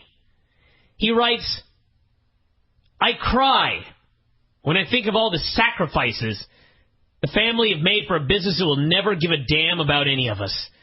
A business that will never know any of you personally, but wanted to take you all down at my expense. I apologize for the time I took from each of you while handing it to a locker room full of ungrateful wrestlers who only cared about themselves, with the exception of a few. I can't get that time back, and I know that it was a mistake. To those fans who supported me over the years, thank you. I'm just grateful that at least some of you got it." Oh, yeah. Just go on our board. There's a couple people there that have got it. To the critics, the negativity hurt, and it still does. If that was your intent, bravo. You win. I lose. I hope no other person has to endure the kind of criticism I've had to. What hurt the most of all is that those taking the cheap shots never knew me, never knew what I was about. At the end of the day, I was a man just trying to support his family. Nothing more, nothing less. What a load of bullshit. What a load of complete bullshit that is right there. I read that and got so pissed off.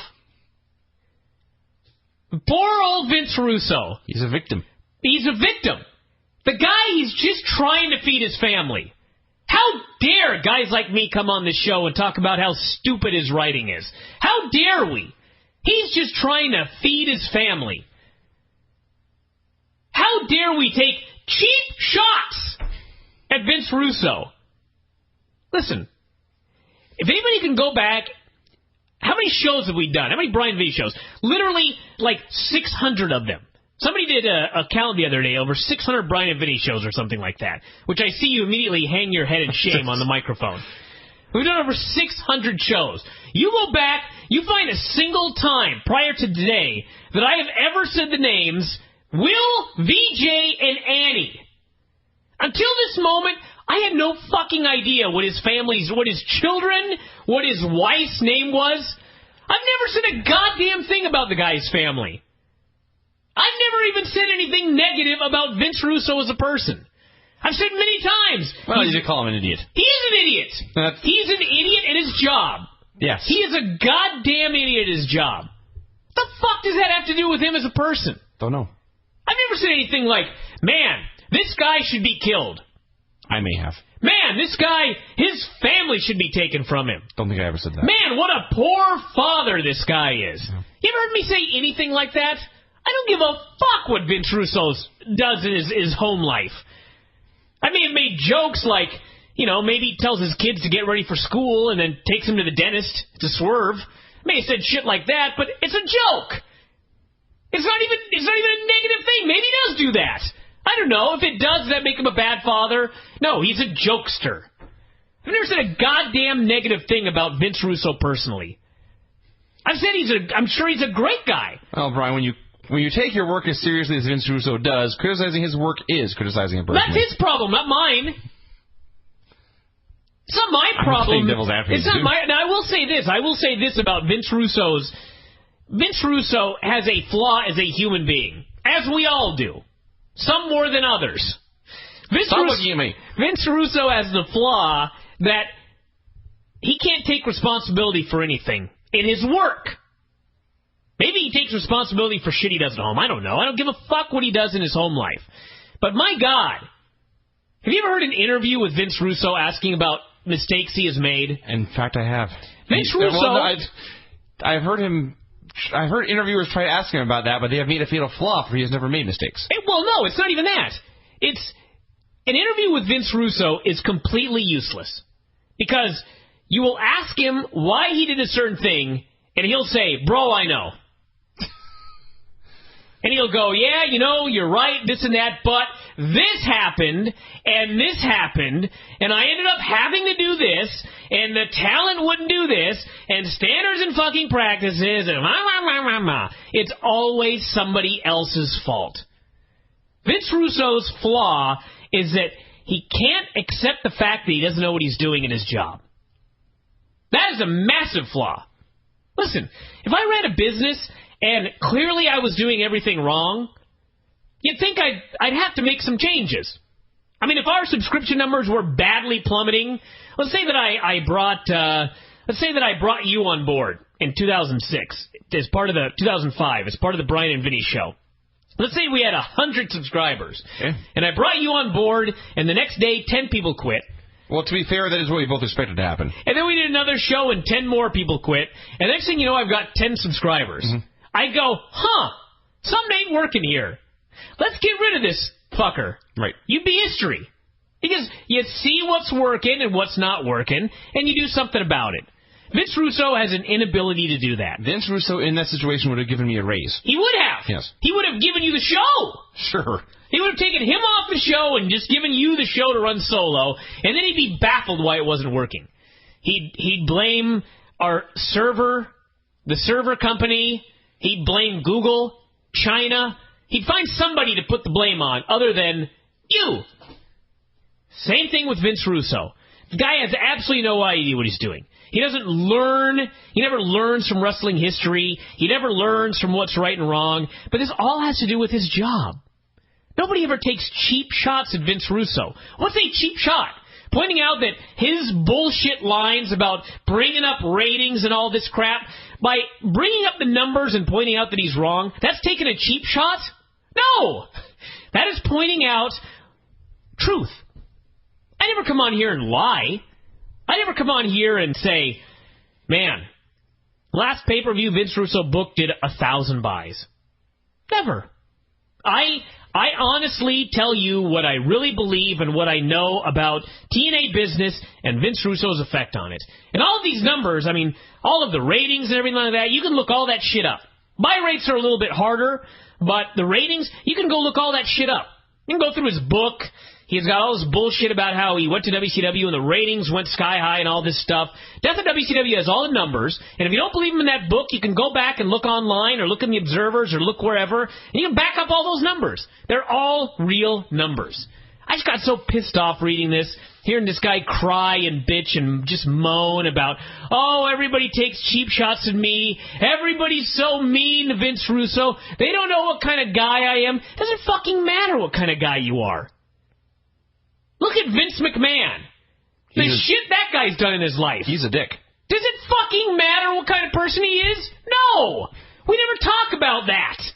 I mean, we may bring up things like, man... He does own a yacht called the Sexy Bitch. Yeah, but what the fuck does that have to do with whether WrestleMania is going to do 1 million buys? Well, nothing. I'm here talking about the business.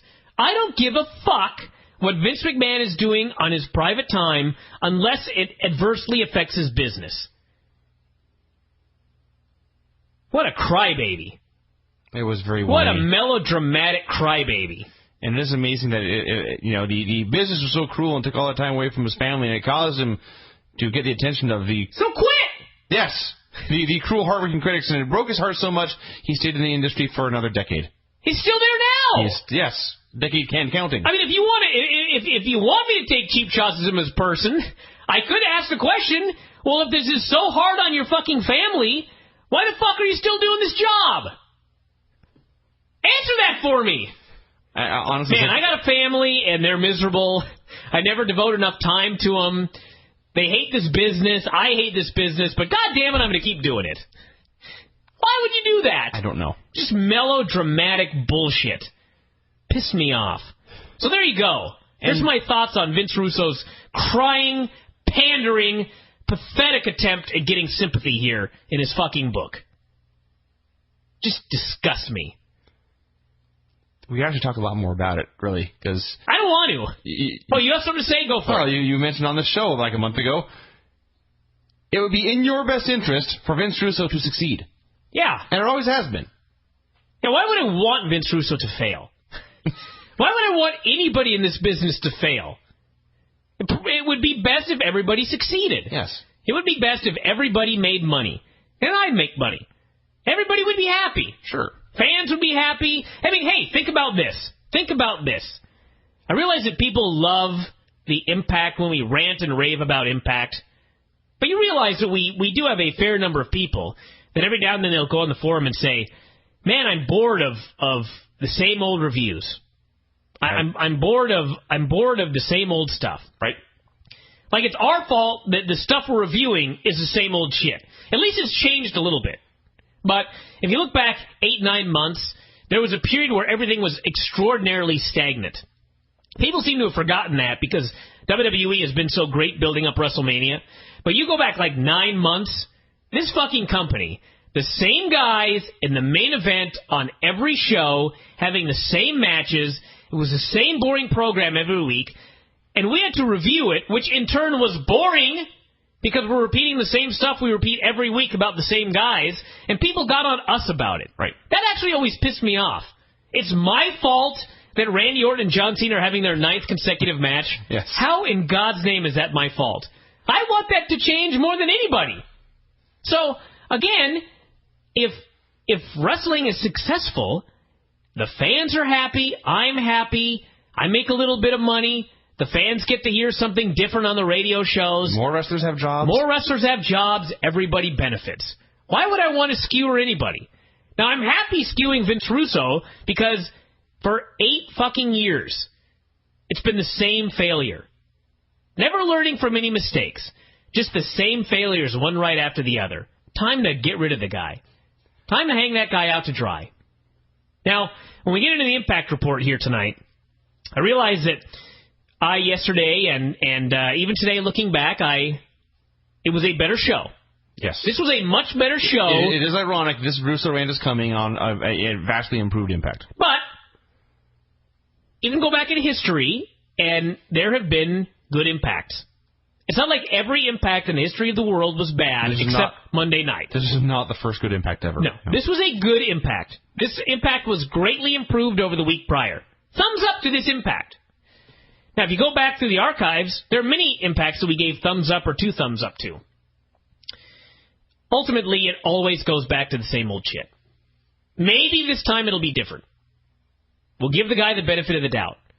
But when you look at the spoilers for next week, they do not look promising. Why do you do that? People bring it to my attention. I see. The spoilers for next week don't look promising. Now, we'll wait and see. Maybe next week's show is going to be great. On paper, it does not look promising. We shall see. So, with all that said, we're going to review this impact here today. We're going to hope that things have improved. Maybe Vince Russo, after all these years, finally figured it out. That Crash TV doesn't work in 2010. And now there's going to be a change. We're going to go back to some more logical booking. We'll build up some fucking pay-per-views. There'll be long-term planning. Actually try to make some money. Long-term planning. See, Vince Russo used to do long-term planning. But long-term planning only works when you've got a clue. If you don't have a clue about wrestling, long-term planning means jack shit. Because you're building up to stupid shit. Right. It's still stupid shit, whether you build up to it over the course of a week or 6 months. It's still bad shit. I just want good shit. I don't care if you book week to week. I don't care if you book backwards 8 months.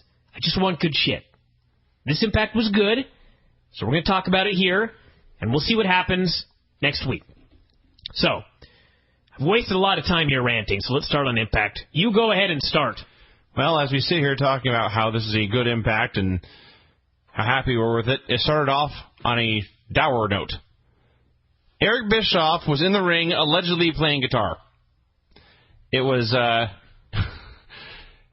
very obviously not Eric Bischoff playing guitar. They would show a man's fingers playing and then show Eric closing his eyes and rocking his head back as if he was feeling the groove. You never actually saw Eric Bischoff playing guitar. It was a worked concert. You know what's funny? I almost believe it was real.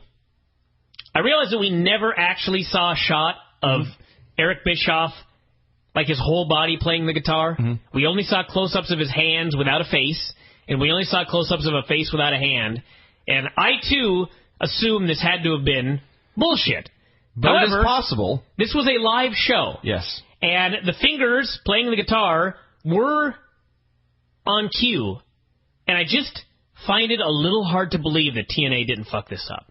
It is possible that Eric Bischoff is, in fact, a very talented musician, in which case it's the crack technical team's fault for shooting this in such a way as to make me think it was fake. Yes.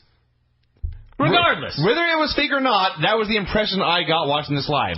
I got the impression I was being fed a load of bull. And not even the typical bullshit they associate with wrestling. Because I'm supposed to take this seriously. So anyway, he plays a fucking concert.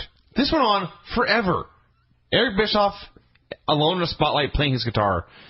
Then he explained that there were a lot of things people didn't know about him, such as that he was a classically trained musician.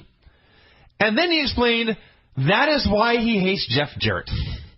Because Jeff Jarrett takes guitars and bonks people with them. Because he's a phony.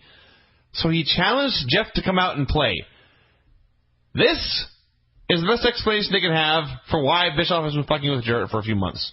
Yeah. So Jarrett came out, couldn't play, couldn't sing, couldn't dance. I would have loved to see him dance, actually. Bischoff called him a phony, said I don't want to... For some reason, he doesn't want to fire him. I couldn't figure this out either. I still don't understand why.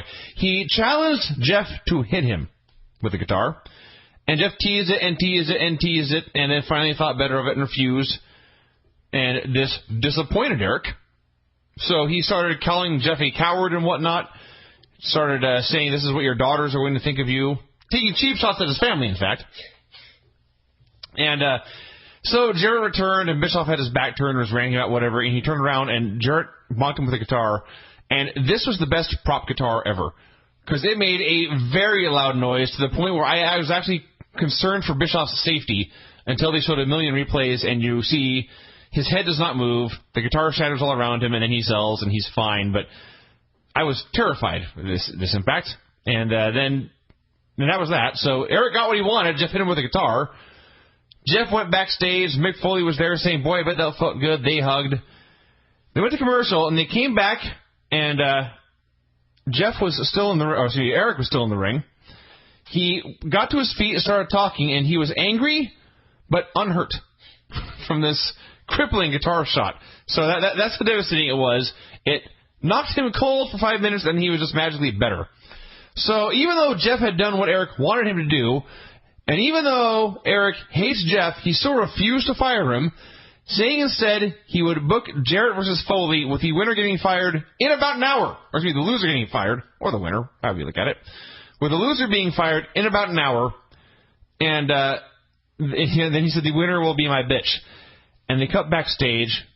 Foley and Jeff were watching on a monitor. Mick Foley said, that was a short-lived celebration. And it went back and forth for a while, and finally Foley says, this is a fight neither one of us can win. And he stormed off. This was the most sitcom-ish moment in their history. This segment needed a laugh track all the way through. I didn't mention ththese things yesterday, but I did have some nitpicking with this segment when you read it back here again. A couple of things. First off, the whole why won't Eric Bischoff just fire Jeff Jarrett is a question that needs to be answered. Why doesn't he just fire the guy? I have no fucking idea. Because, all right, let's do an analogy with me and you. Let's say that I want to fire you. Hypothetically. Now, I'm in charge. That's true. I do not have to answer to anybody. Mm-hmm. I can just fire you. Right. So, if I have that power, and I don't need an excuse, and I want to fire you, why would I beg you to hit me so then I can fire you? You know what I mean? Well, I don't know. Why wouldn't I just fire you? Why would I willingly accept being punched in the face to fire you when I could just fire you? That baffled me. And the second thing, and the people popped big for Jarrett afterwards, so it's not a big deal, but there was just something about Eric Bischoff supposedly playing the guitar masterfully. He calls out Jeff Jarrett, whose gimmick, I guess, is, I don't know what his gimmick is, but he brings a guitar with him and he's from Nashville. You call out Jeff Jarrett, the babyface. You dare him to play the guitar or sing or dance, and he does none of it. You really did make the guy look like a coward. Yeah. You really did expose him as a phony. And then he did tease him with the guitar and refused to do it basically until Eric had his back turned. Yeah. Yeah. So, yes. The segment, I give the segment a thumbs in the middle. It was fine. It set up shit for later on in the show. But as usual, there were things in the segment that made no sense. I thought because there always will be with Vince Russo working there. I cannot give this a thumbs in the middle. I thought it was a thumbs down. All right. And we'll talk about the stupidity of this, but it led to a loser leaves town match with an hour's build that accomplished nothing. Well, that was stupid. And you can't win them all. Yeah. Frankly, I saw nothing positive in this segment, really. I guess Bischoff's promo, he is a good performer, but it did nothing. It literally did nothing for me. Speaking of doing nothing for me, Beautiful People and Daffney versus Tara and Angelina and Taylor and Sarita. They plugged during this match, and actually several times throughout the show, that this would be the only chance you have to watch Impact this week. Mm-hmm. There would be no Thursday replay. I thought about this. So, there's basically what they're thinking is that there's two sets of Impact fans. Those who watch Monday and those who watch Thursday. So they're telling this message to the people who are watching on Monday, you won't be able to watch this show for a second time on Thursday. So they probably thought, great. And then you're telling the people, I guess, who usually watch it Thursday, you're screwed. Only it's Monday, so they're not watching anyway. Yeah. So I don't see what this accomplished at all. I liked how last week all the guys went on Twitter, including Dixie Carter, and were begging people to DVR the show. On Thursday? No, on Monday. On Monday. Why would you do that? Shouldn't you tell them to DVR Raw? I would think so. So they had this match. It was what it was. There was the heat was supposed to be Tara running the ropes, and Daffney would grab her hair. Only I think Daffney forgot, and so time froze with Tara just hanging on the ropes, and Daffney finally hit her. Mike today plugged an upcoming UFC show, and just hearing that him plug that show on Impact was so bizarre. What's bizarre is they were airing two of the prelims from the UFC on Versus show, and they plugged that episode of Unleashed harder than they have plugged any of their own shows or pay-per-views, probably in history. That is probably true. Fascinating. That is probably true. So they went with the finish with the finish with the parade of finishers, where every girl hits a big move, does a pose, and then turns around to someone else to clobber her. And it ended with Daffney cutting off Tara and pinning her with a wacky spinning move. And by the end, the crowd was into this, and so I cannot call this a failure, but it was not particularly good. No. AJ and Flair arrived. They are the Two Stooges. They were in cartoonish wheelchair and casts and bandages and sniping at each other so we would laugh at them. 30 minutes into the show, we got a pay-per-view recap, which I guess, hey, if you think there are people who are tuning in, because you assume your audience did not buy the pay-per-view, so you want to use the pay-per-view recap as a tease or a draw, bury it in the middle of the show, make them watch the first half hour anyway, so I guess I get that. Abyss and Hogan came out. Hogan said Bischoff was right, that Flair can hit Hogan's buttons. He vowed to the fans and Dixie that he'd get the company back on track, and it was only business starting at lockdown. I just love the constant references to, we're here to get Impact back on track. Because God knows, it's so off track, fans. We've done such a bad job, now we need to fix it. It would be one thing if this was his first show, but he has now been there for 2.5 months. Or maybe if there was some sort of great storyline that pushed the company supposedly off track. You bring in a GM who runs roughshod or something like that. No. It just sucks. TNA sucks, so they need to fix it. That's what they're telling their audience every time they do this. So he had a big announcement they were teasing, and the big announcement was that Abyss was going to be team captain of Team Hogan at Lethal Lockdown. So he gave the mic to Abyss, who cut this awesome promo about how he did not win the title the night before, but he won his own respect. And he talked about feeling the power of the ring and putting AJ through whatever part of the set he saw fit. So he was awesome here. I did like, by the way, I just realized this. I don't think there was any period during the show where Hulk Hogan explained why he had handed the title to Abyss, but Earl Hebner gave it back to AJ. Nope, never addressed. And why Hogan didn't just put the belt on AJ or something. Or on Abyss. I don't know. No, there was no explanation. You would have liked some sort of explanation. There was no explanation of what did happen, nor what should have happened, nor what people wanted to happen. It was just left. So AJ and Flair came out. Flair said that he was the pissed off one. He said St. Louis was Flair country and that he is a cage match specialist. And that terrified me because I thought that meant Flair would be wrestling in the match, which I guess he still might be. But he announced that his captain would be Sting. The lights went out.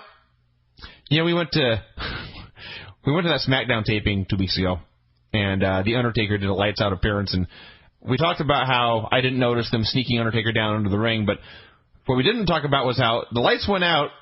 They were out for maybe 4 seconds. When they came back on, Taker had already scrambled up into the ring and struck a pose. Yep. And he's a pro. He's been doing this for a long time, and he knows how to do it. But I even there live, knowing what had happened, I was still impressed with just how fast it all came together. These lights were off for a long time. And to be fair, there was more than just one guy climbing in the ring. When the lights came back on, AJ was in the ring, Sting was in the ring, and Hulk Hogan had magically been handcuffed to the ropes. Mm-hmm. So AJ laid out Abyss with his crutch. Sting just left. Mm-hmm. I guess he was there to be the electrician, to take care of the lighting. So AJ's taking out Abyss, working him over. Crowd stands for RVD. They get the Pope. He came out, ran wild on AJ in a fine display. The babyfaces all beat him up, and then the Pope saved Hulk Hogan. I don't know if this means anything, but it's still just funny to say and think about. The Pope saved Hulk Hogan. Yeah. So, there's nothing wrong with this segment. You noted it should have been stretched out over several shows. Yeah, it drives me crazy when you do an angle and heels do something dastardly to the baby faces, but then in the exact same segment, the baby faces just make their own comeback and send the heels packing, which begs the question, well, why did the heels do anything in the first place? We have been talking about how Edge and Jericho have been continuously in their feud, right back where they were a week ago or 2 weeks ago. Yeah. They're right back where they were 5 minutes ago. Yeah. So why couldn't it should have been Hogan gets handcuffed, they beat the shit out of the baby faces, that's it. Next week, maybe the baby faces get their revenge, maybe not. Yeah. Maybe the heels keep beating them up until it's time for you to pay to see the baby faces get their revenge at the fucking pay-per-view. Yeah. I realize that's asking too much in 2010. Jeff Hardy and Rob Van Dam showed up, and their little buddy Shannon Moore. They said they were there to have fun at somebody else's expense and to show off Jeff's new shirt. Well, they are there to have fun at someone else's expense. That is undoubtedly true. That is the truest statement I've ever heard on Impact. We are here to have fun at someone else's expense. Yes. True. Oh, Big Rob Terry squashed Tomko. Nothing else to say. Tomko, who got a title shot, mind you. He got a shot at the Global Championship. Sure. And why not? What are the qualifications now? Give it to anyone. Who cares? Who's got the largest gut on the roster? You're getting a title shot tonight. Scott Tomko! Hall. Yeah. No, Tomko's fatter than Scott Hall. It probably is. So we had a recap of Mick Foley shaving Eric. There was a Mick Foley, Jeff Jarrett highlight video that I was skipping through commercials and I saw, wait, there's a video package to go back and watch this. And I watched about 10 seconds and realized, wait, I don't care. So I skipped ahead again.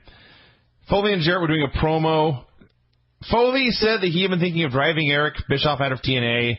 And Jarrett said they both deserve to stay there. And Foley said they owed it to each other to show how much the company meant to them by driving one of them out somehow. I don't know. The point of all this, when it all ended, they were hunky-dory and at peace with the fact that the loser of their match was going to be fired. And they agreed to go out and have a good competitive sportsmanship, an athletic contest with a loser being fired. And they didn't care. Yeah. There was no, I will do anything to keep my job. There was no, I love Jeff, but if I have to kill him, I will. No, they were just, loser goes home. And I just said, if they don't care, why should I? Well, maybe the storyline is this is realism, and they both know that the loser is going to be back in 3 weeks anyway. That's the other thing. There's that possibility, too. So, we had Jarrett versus Foley. Beer money as referees. And why not, I often ask. And why not? I mean, why not is the key question, Impact. But I know the answer would be, well, it plays into the storyline. In what way, though? I don't know, but it does. They hate both guys. They interfered one time for the guy who ended up winning anyway. Because playing into the storyline means something similar has happened in recent weeks. Like, for whatever reason, Beer Money was like a referee, what was it? It was Jarrett was a referee for Beer Money versus Foley. There's no explanation for how Beer Money plays in any of this, but it's part of the story, you see. That's why it supposedly makes sense, even though I don't see it, but okay. Well, that's the point. Well, the point here is, the highlight of this match was the sign of the crowd reading, "Where is Samoa Joe?" A great question. He has been disappeared. If I did not work for this site, if I did not read The Observer and your newsletter, I would assume that in real life Samoa Joe had been fired. He has disappeared. Yes. He was kidnapped. They mentioned it for 2 or 3 weeks. Now he's gone from the program in every way. So they wrestled for a long time. I couldn't get into it because, like I said, because the guys didn't seem to care about being fired and because I assume both will be back within a month. But Jarrett won. The crowd was so heartbroken and distraught and upset at Mick Foley being fired, they sang the goodbye song. Our beloved, cuddly Mick Foley's gone. So Foley and Jarrett had a heartfelt farewell. Actually, I love the finish. I want to talk about the finish here very quickly. Fair. Go ahead. Have it. So, Foley hits a double arm DDT onto a chair. Jarrett puts his foot on the ropes. Foley produces the sock, which Mike today referred to as Mr. Socko. I didn't think they could say that, but apparently they can. So, Foley gives him the Socko claw. Jarrett reaches for the ropes. Robert Roode kicks his hand off. I thought, this must be the finish. Foley then puts him in a body scissors with the Socko claw. There is seemingly no escape for Jeff Jarrett. Jeff Jarrett then proceeds to elbow his way free, give Foley one boot in the corner, and then give him a stroke onto a chair for the pin. A complete burial of Mick Foley. Yes. He took his finisher. He took his finisher with a body scissors. He no-sold his finisher. He fought his way out of his finisher, and then literally 10 seconds later, he hit his own finisher on the guy and pinned him. Yes. And wow. Yeah. Who put this match together? Vince. Jeff, apparently. Jeff Jarrett and Mick Foley? This was the best finish these two fucking guys could come up with? No one cares. No, that's the key. No one cares. These guys don't care. And I ask again, if Robert Roode was so, if he wanted Jeff Jarrett to lose, he kicked his hand off the ropes, why didn't Beer Money just beat him up and let Mick pin him? Don't know. Why not? So, why didn't he just rule, double DQ, you're both fired? That's actually a great question. We can at least accept the possibility that perhaps I James Storm was drunk. long since gave up on this heel ref bullshit. Yes, so then Eric Bischoff decided that even though Mick Foley was fired, he was not satisfied. He ordered Beer Money to attack Jarrett. They did so with gusto. And then came, I think, my favorite moment in the entire show. They started playing Jeff Hardy's music. And Bischoff was so clueless, he started shucking and jiving to it. Yeah. Bischoff was doing commentary for the whole thing. They cut to him, and he's smiling, and his shoulders are bobbing, and the next thing you know, Jeff Hardy and Rob Van Dam are in the ring whipping ass, and he's outraged. Yeah. That was funny for several reasons. So So they clear the ring. RVD cut a promo. He wanted to know which was beer and which was money. At which point, James Storm clarified by pointing at himself and screaming, "I'm beer!" Which was my second favorite moment of the show. Long story short, he challenged them to a match and they accepted. So RVD has been demoted. At the time, I wrote further demoted from Hogan's little buddy to just little buddy. Although by the end of the show, that was irrelevant. So never mind. I liked how this show told the story that Eric Bischoff has all this power. He signed a Flair or a Foley Jarrett match where the loser has to leave TNA forever. All this stuff. And anyway, Jeff and RVD come out and he acts completely helpless.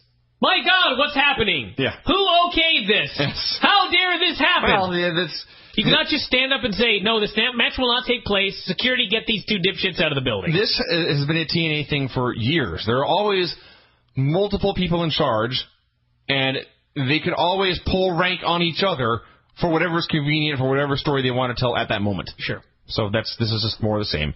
So Foley said goodbye to everyone backstage. The Knockouts came to say hi, and he warned them, "Don't hug me, my wife's watching." Then Bubba the Love Sponge was there to interview him. Comedy as he leaves. Yeah, well, to be honest, that's how Foley would say if he was actually being fired. I was fine with that. Bubba the Love Sponge asked him for a word. Foley said this was not the time, and even if it was the time, there's a lot of men I would rather talk to before you. So Bubba said, well, get lost, old timer. Don't let the door hit you on the way out. And so Foley turned around and grabbed him by the collar and shouted at him for a bit, and then punched him right in the damn face. Yeah. That looked like it sucked.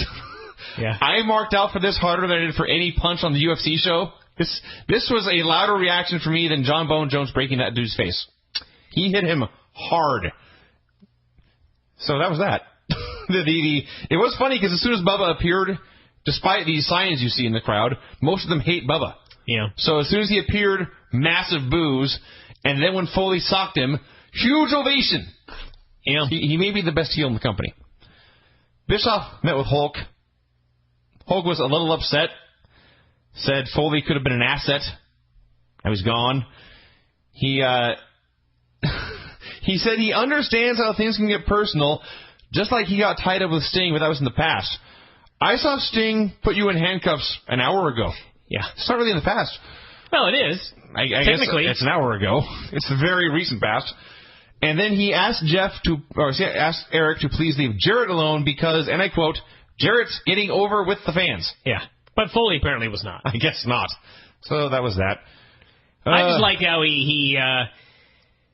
he's like, we could have done something with that guy, but now he's gone. And then he just moved on. It was not that. Like he was concerned for a moment, but then was like, who gives Life goes on. Life goes on. Gotta face the future. Christie interviewed Beer Money. They could have got a promo basically saying that they had realized it was time to put themselves first and they were going to win the main event. Boras interviewed RVD and Hardy, and they basically said they too were going to win the main event. Not much to it. Morgan versus Hernandez. Hernandez beat the fuck out of Matt Morgan for a while. Just destroyed this giant man. Crowd was totally into it. And then Morgan cut him off and immediately placed his head against the ring post and hit the carbon footprint into the post. They played this off like a giant injury angle. To the brain trauma, Taz said. Lovely. Taz would suggest the possibility of brain trauma. Morgan hit this footprint, and Hernandez tumbled to the floor, not moving.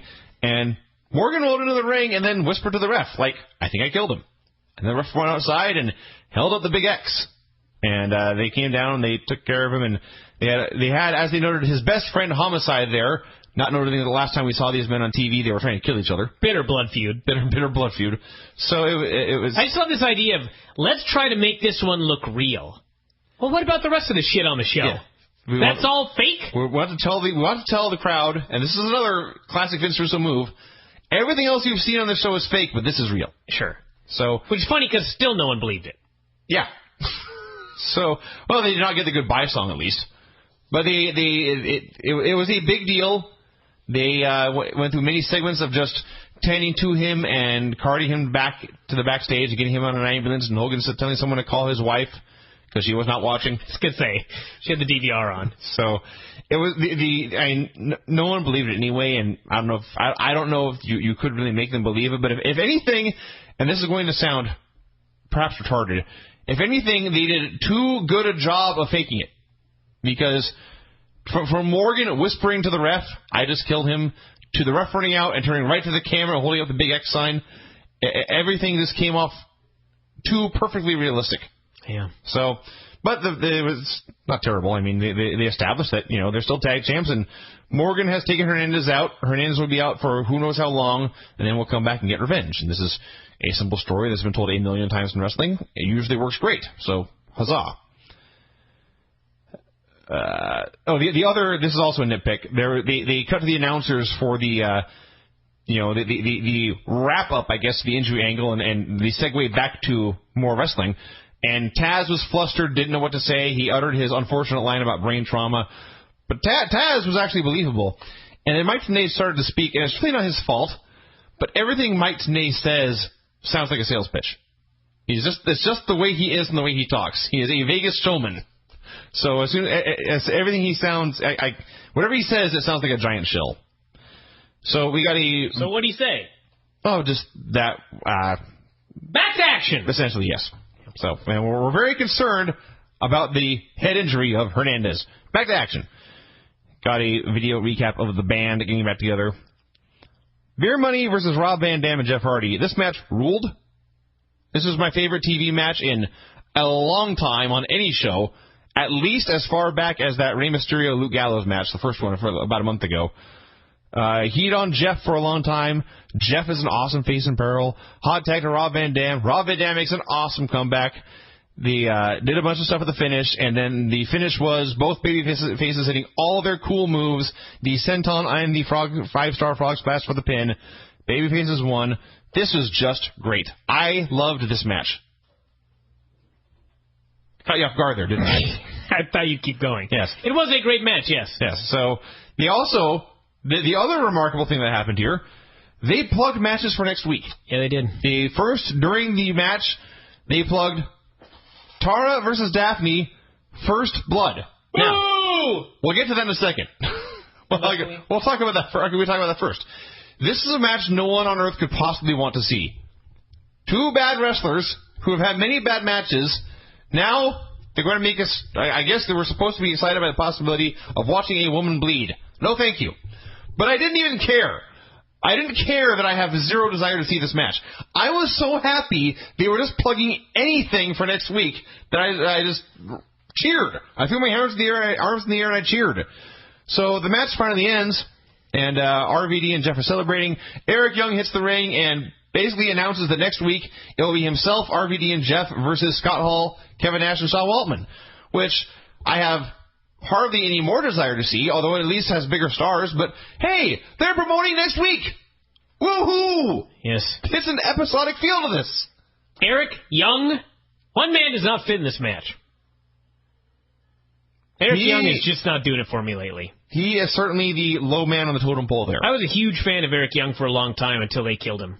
They have killed him deeply all that dead. Super Eric bullshit, and then all of a sudden he's a bad Then he's the World man. Elite Geek, and then he's Kevin Nash's little buddy, and then he got punked out there. And we're not supposed to buy him as he's wearing a leather jacket all the time. He buzzed his head. Yeah, wasn't he hated a while ago? Didn't he hate America? Yes. And was an evil, dastardly heel? Yeah. And then he got fucked over his own stupidity. Now we're supposed to cheer him? Yeah. So not working for me. That is dumb. So I hated the first half of the show more than you, but I really like the second half of Impact. To the back! Let's do Impact. You said this was a better show. This I've got to hear. All right. This show sucked, everybody. This was a bad show. And again, anybody on the board who wants to tell me that this was a better show, you're wrong. If you want to tell me that you like this show better than Raw, fine. I can understand some people liking this show better than Raw. But don't come on here and tell me that this was a better show, because the facts say otherwise. It did a .6. This is a bad show. I mean, how can anyone argue that this is a good show? A good fucking show gets viewers. A good fucking show accomplishes something. More so than just, it made me happy for 2 hours. This was a bad show. It was badly booked. It did a bad job building up the pay-per-view. It did a bad job retaining viewers. What was good about this show? What was not good was the opening, because I watched this literally, I turned off Raw, I turned on Impact. So the last thing I had seen on Raw was the Shawn Michaels segment. The first thing I see on Impact is clips of Foley being fired and sad music playing as he walked out the door. You've never seen something done so well and the exact same idea done so poorly back to back. And I howled with laughter. So Jarrett was in Hogan's office. Hulk was, I guess, trying to apologize for Eric. Jeff said he had nothing to apologize for. Hulk said he had a great respect for Jarrett, and the fans loved him. So this is a new start for Jeff, and if he could beat AJ tonight, he'd be top contender after lockdown. So Jeff left, and who should show up but Black Machismo, who it seems to me like he is. This is, if I could be wrong, but I think this is the first time he's been on TV since Hogan showed up. So they got along great, actually. And then Hulk started doing his own Macho Man impression, and Hulk Hogan's Macho Man impression blew Jay Lethal's out of the water. But they shook hands. Hulk announced he was leaving, and he was putting Jay Lethal in charge along with Eric Bischoff. Another thing, Dave did note that Hulk Hogan was smart because he left this show in the opening segment knowing that this show was going to do a poor rating opposite the Raw after WrestleMania. But anybody who calls Hulk Hogan the smartest man in the business, you're wrong. Because if Hulk Hogan was the smartest guy in this business, he never would have got involved with this bumblefuck of a promotion. Bumblefuck needs to be used more often. The band come out. They had Bubba the Love Sponge with him. He was the biggest heel on the show, so except for the 4 guys in Bubba Army shirts in the crowd, everyone else hates him. He cut a promo on the marks, using that word. He said he didn't need this job, but if he had the radio gig, but if he was going to work there, he was going to hang out with guys like the band. He gave Nash a chance to address Eric Young, and Nash called out Eric because he wanted to apologize to him. Eric came out. Nash said they were friends, and what he had done was for business. It was not personal. He had done what he had to do to get the band contracts with TNA. He offered Eric a chance to join them, but it would mean the main event was off because Rob Van Dam and Jeff Hardy were not in their league. So he turned down this offer. He punched them. They swarmed him 4-on-1 with Bubba. RVD and Jeff ran to make the save. Jeff said they can do it right now, but they're not going to. He said they're going to do it in the main event inside a steel cage, stealing the thunder from their own pay-per-view in 2 or 3 weeks, whatever it is. And then an amazing thing happened. They played his song, and he began to sing the lyrics over the microphone. And if I was the prosecutor in his upcoming drug charges trial, I would use this clip as evidence. This man clearly abuses drugs. We had the best new Burger King commercial of all time, where he breaks into McDonald's headquarters. We had Doug Williams and Brian Kendrick versus Kazarian and Shannon Moore. Kendrick was suplexed onto his head, sold it like death, and I believe the crowd chanted neck displacement. And then Shannon Moore hit him with a neck breaker and pinned him. A short match, fun while it lasted. Doug bailed. Shannon painted Kendrick with lipstick or something, and Doug had no time for this silliness, so I guess Doug didn't pin him at the pay-per-view. He just got DQ'd. He hit him with a brick and pinned him, but the feud must continue. Can I just ask one question? Sure. I don't want to get into this big argument again, but let me just ask one question. Yeah.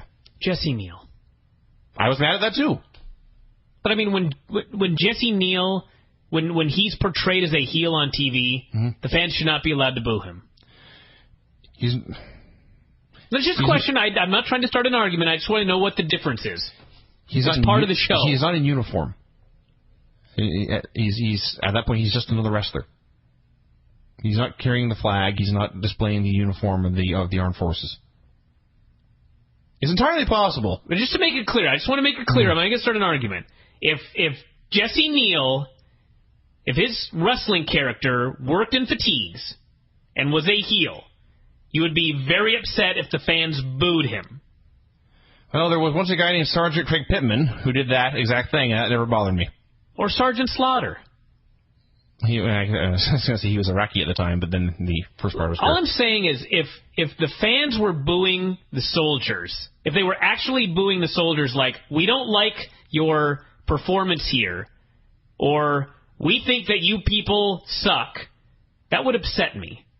But I just don't quite understand them playing the entrance music of essentially a heel and it being bad to boo them. Well, they had not...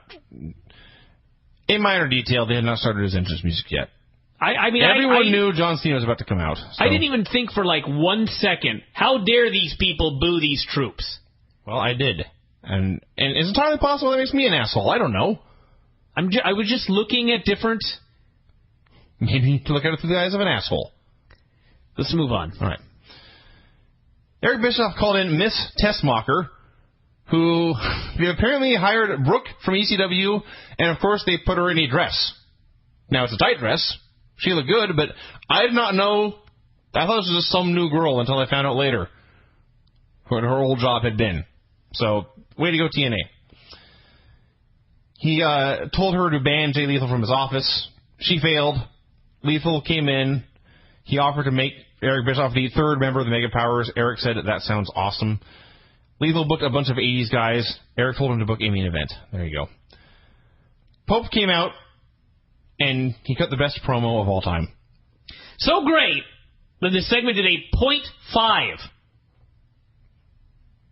A .5, everyone. It did a 4 in my heart. But just the fact that a segment on Impact did a .5. Mind-boggling. Oh, that's no good. So, no one watched this great promo then, but he talked about AJ Styles and Ric Flair and astronauts and titles and pimps. I won't even bother trying to quote any of it. It was just amazing. So, Chelsea came out. This is when you should have been happy this did a .5. Because no one was watching? This segment fell off a cliff. Mm-hmm. Chelsea came out. I mentioned this yesterday, but Chelsea was in 3 segments on this show. It's not like Kelly, or... That's actually probably a bad example. We'll just put it this way. It's not like this is a girl that's overflowing with talent. Okay? She's good looking. Don't get me wrong. But is she the most good-looking girl on this show? No. Brooke's got a better ass. Brooke just may be in every single conceivable way superior. She's a girl that I would guess if you put her in a lineup with a bunch of other brunettes, you'd never be able to pick her out. I guarantee you I could not. So, she's a generic-looking girl that cannot speak to save her life. As much as I bury Tiffany, I would so much rather listen to Tiffany talk than this girl. Because at least with Tiffany, I can laugh uproariously, and I can mock her, and I can do a Tiffany impersonation, and we all have a great laugh. This girl's promo that she cut, first off, she was scripted to ask the Pope if that was a gun in his pocket or if he was just happy to see her. She really said this. Yeah. She really said this. She said she wanted to be a hoe in the single most unbelievable line I've ever heard someone utter on a pro wrestling show. What does this woman bring to the table? 3 different segments. And if that's not bad enough, apparently they taped all of this out of order. So they had a segment in the middle. She had the segment where the Pope, I guess, made a fool out of her. And then she had a segment where she'd come back later and she was really mad at the Pope. Well, in the middle of that, she has a segment where she's wheeling Ric Flair out, and you'd never have known she was on this show in any other role. She wasn't mad. She wasn't happy. She was just there pushing a wheelchair. It was like she was a different character on the show. These are just things that, like, this sort of shit would never happen in a promotion that had a clue. They'd never put a mic in front of this girl's face. She'd never been in 3 different segments. They'd never tape it out of order so that she's in a segment, 3 segments, 10 minutes apart, acting completely differently than she was in prior segments. This just pissed me off. Thank God nobody watched this.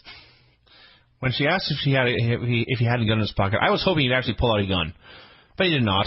He flirted with her for a while until Desmond came in to sneak attack him, but he knew Desmond was coming, so he laid him out, kissed Chelsea, stuck money down her blouse, and left, and that was that. And then something truly amazing happened. Samoa Joe appeared on television. Yeah. He's alive. He was talked about coming back and being different. The last time he came back different, he was super fat, he was wearing pajama pants, and he had a penis drawn on his face. So I don't want different Joe. I want Joe to go back to being the same. But I probably won't get it. Orlando Jordan came out. You're forgetting after the Joe thing aired, they cut back to Taz, who, of course, is Joe's real good friend. who was Joe's mentor for a period, who was the only person that cared that Samoa Joe was missing. They cut back to Taz, and he almost nonchalantly says, well, Joe's been found. Wonder who he's talking about. And Mike Tenay says, and I quote, I don't know. But let's talk about what else is coming up on this show here tonight. Yes. I'm numb to them not caring that Joe was ever kidnapped and being hardly indifferent to the fact that he has now apparently been found. So Orlando Jordan came out in yellow tape. He came down from the ceiling. He cavorted for a while. He went over to his lounge where there was a very pretty man and a very pretty woman. He had makeup on, and that was it. He did his entrance, and that was the end. Yeah. They're leading up to something. Wow. That's what they said. I do just love the idea. In 2010, we're all supposed to be intrigued by a bisexual character. I think there's going to be two reactions. People are going to completely hate it and immediately turn it off, or people are going to just not be impressed. No, there's going to be one reaction. People aren't going to care. Yeah. I can't imagine a single person turning this off. You want to know why? Because they already shot something with Orlando Jordan that was edgy. He kissed a man. He kissed a man. And I was told, someone who was right there insisted to me. He says, I don't care what anybody says. He kissed the man. Well, Spike took one look at this, and no way this is fucking airing. So, with that being said, nothing all that edgy is going to air. They wouldn't even allow him to kiss a man. So, who could possibly care? Well, I don't know. It's going to be standards and practices all over again. Oh, great. When TNA gets pulled off the air, Eric Bischoff is going to say it's because they wouldn't allow Orlando Jordan to kiss a dude on TV. So we had Tara cutting a promo backstage. She said Daffney had taken something of hers, that being the spider. She said people called Daffney crazy and dangerous. They didn't know about crazy and dangerous. She said it was first blood and that was okay with her. And Daffney said me too. And she attacked. They brawled throughout backstage. And they brawled over by the announce desk and down the stairs into the ring. And Daffney grabbed a toolbox, but Tara took it away from her and hit her in the head. And Daffney had the smallest little red dot on her head. It looked fake. A zip may have popped. I hope it was fake, honestly. And it could have been much worse. I just love that they plugged two matches for this show last week. They plugged the main event, and they plugged Daffney versus Tara in a First Blood match. So, number one, they actually thought that people were going to want to see Tara and Daffney in a First Blood match. And then, when they finally delivered, she barely bled. Yeah. What in God's name was the point of this? Well, I don't know. Fortunately, we then got Jeff Jarrett versus AJ Styles. I love this match. This was a great match. Didn't save the show, but it was a great match. The finish was, there was a ref bump. Eric came out. He did do the thing where he's, this happens in TNA a lot, where the heel is standing behind the babyface of the weapon and holds it over his head, but just won't swing, and then the babyface turns around and suddenly the heel is caught off guard. So anyway, they did that, and Jeff got the guitar. He was ready to swing, but then AJ nutshotted him. In the process, his hand hit the guitar and sliced open. I bet that sucked. And he hit the Styles Clash and won. This segment was a win. I did have one criticism in the sense that, so the ref takes a bump, and Jarrett is going to have the win behind the referee's back. Why couldn't he just hit the stroke? Why did he have to take him all the way up to the middle rope and hit a gigantic middle rope stroke? He did his stroke what off the was middle the rope. point of it? What was the giant move needed for? I don't know. You couldn't just hit a move? I don't know. Especially when AJ was back up 10 seconds later. So really, Jarrett just killed his own hold. Happens all the time. I'm not saying it's good. I'm saying it happens all the time. We had a promo with Hardy and RVD and Eric Young, and boy, did Eric Young come off lame next to these two. Well, I thought that same thing until I actually listened to all three men cut a promo, and Eric was the only lucid one of the group. I didn't say he was the most lucid, but the other guys... He looked like a complete goof next to these two. He looked like a goof next to them, and he sounded...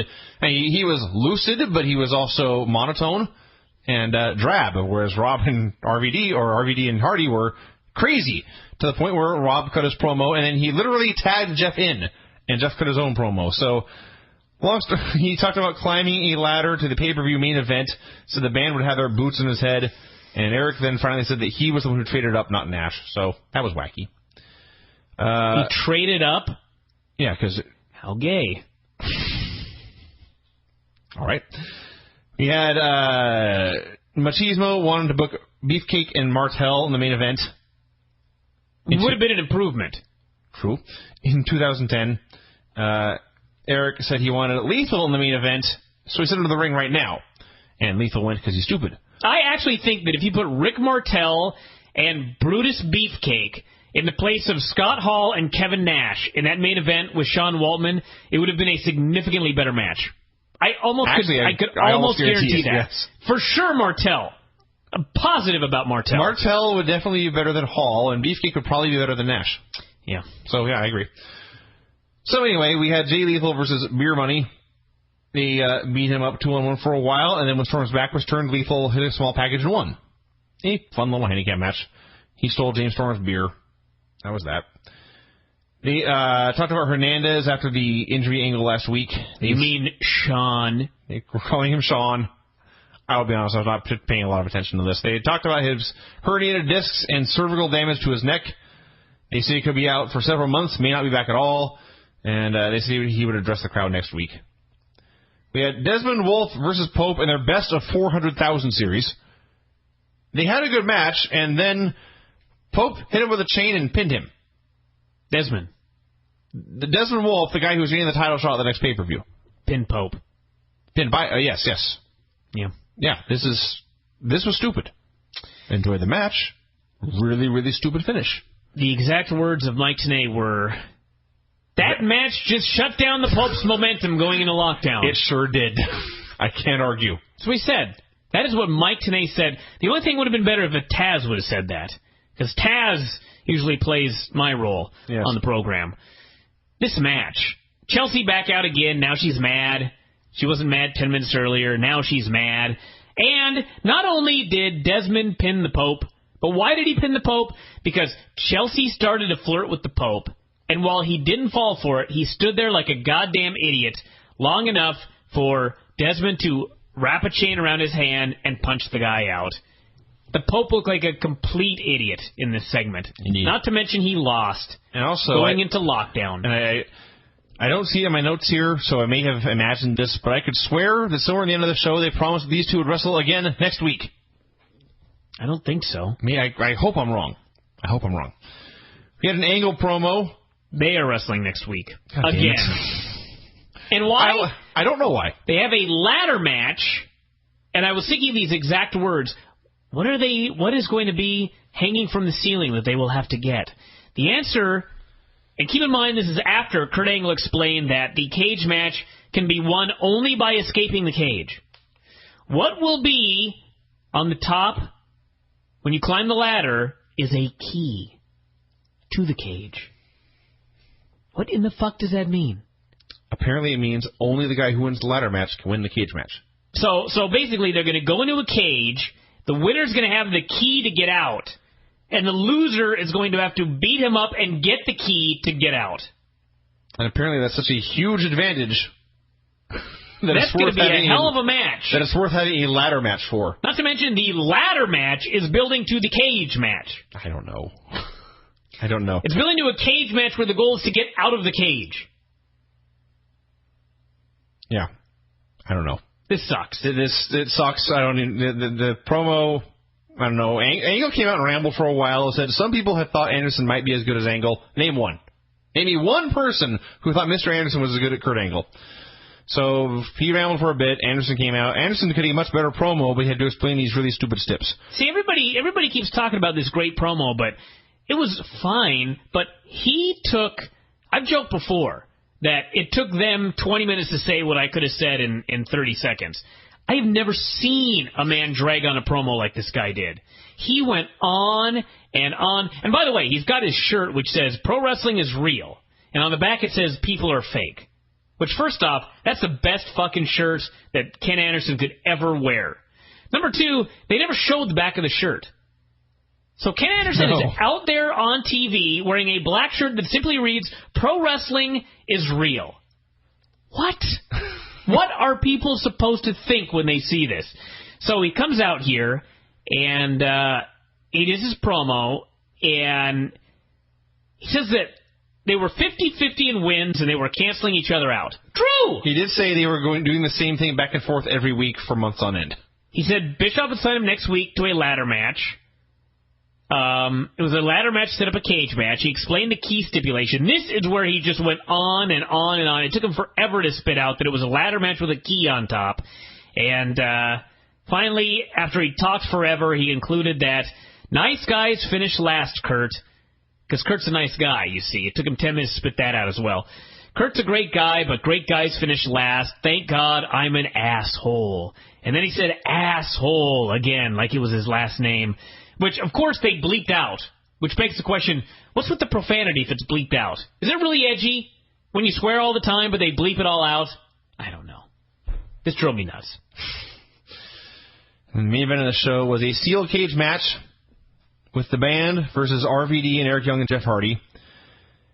The babyfaces were out on the ramp, and they went charging in, and X-Pac kicked the door into Eric Young's face, like a geek.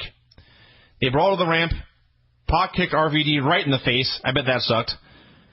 And then it was just, they threw Jeff and RVD into the cage, and then locked the door behind them, so Eric was locked outside. The 5 guys in the ring brawled around for, 6-7 minutes or whatever.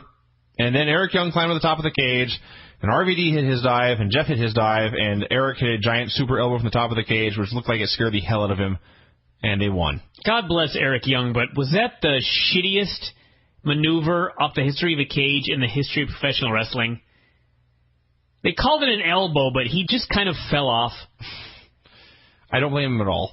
He didn't even jump. He squatted down as low as he could, and then sort of just kind of almost plunged to the ground. Yeah. Like he wanted to get down as fast as humanly possible. Why do you have the guy doing this then? I don't know. The guy's obviously afraid of heights. He obviously doesn't want to do this move. It really didn't look all that good. The people cheered, but I don't know. I am nitpicking this show right now. I just hate this show. You're back to hating it? This is a bad, the show has come full circle. This is a bad television show. Can we please just have a better one? Because, again, I do have to watch it. I've gone full circle. All the joy I had at the beginning of the show is gone. I hate Impact again. Just give me a good fucking show. I think I had a good impression of the show just because of the Jarrett AJ match. Because nothing else on here, looking back, was... Actually, nothing was any good.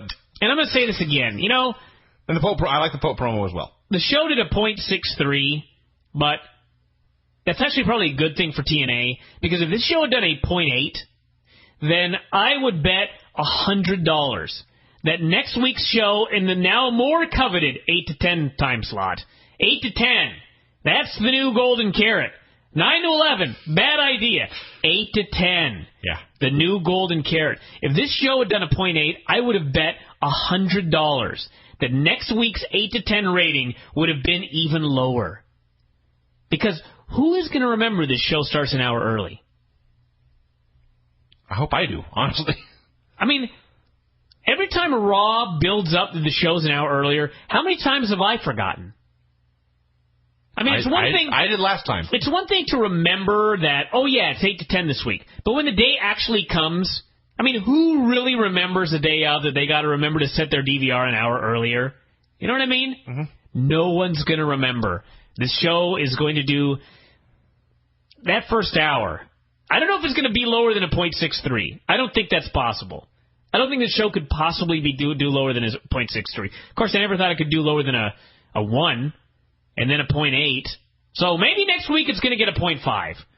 And then Dixie could talk about the Final Four. If it is a .5, I did promise to do my little dance. You did? After the first show. I promise, and people have remembered, because someone made a post in my forum about how there was one quarter that did a .5 and he thought this should qualify. That's true. But I'm in the entire show. If the entire show does a .5, I will do a little dance. Next week, that first hour, I don't think it's possible. I just don't think it's possible. But I will tell everybody, if that show does a 0.5 next week, I'm going to bust out my iPhone, which does in fact have video. Sure. I'm going to play a song here with Vinny having the headphones on, and I'm going to force that fucker to do a dance. And I will do it. And I'm going to put it on the website for everybody to download for free and put on YouTube and all that. But unfortunately, I don't think there's much of a chance of doing a 0.5, so everybody, don't get your hopes up.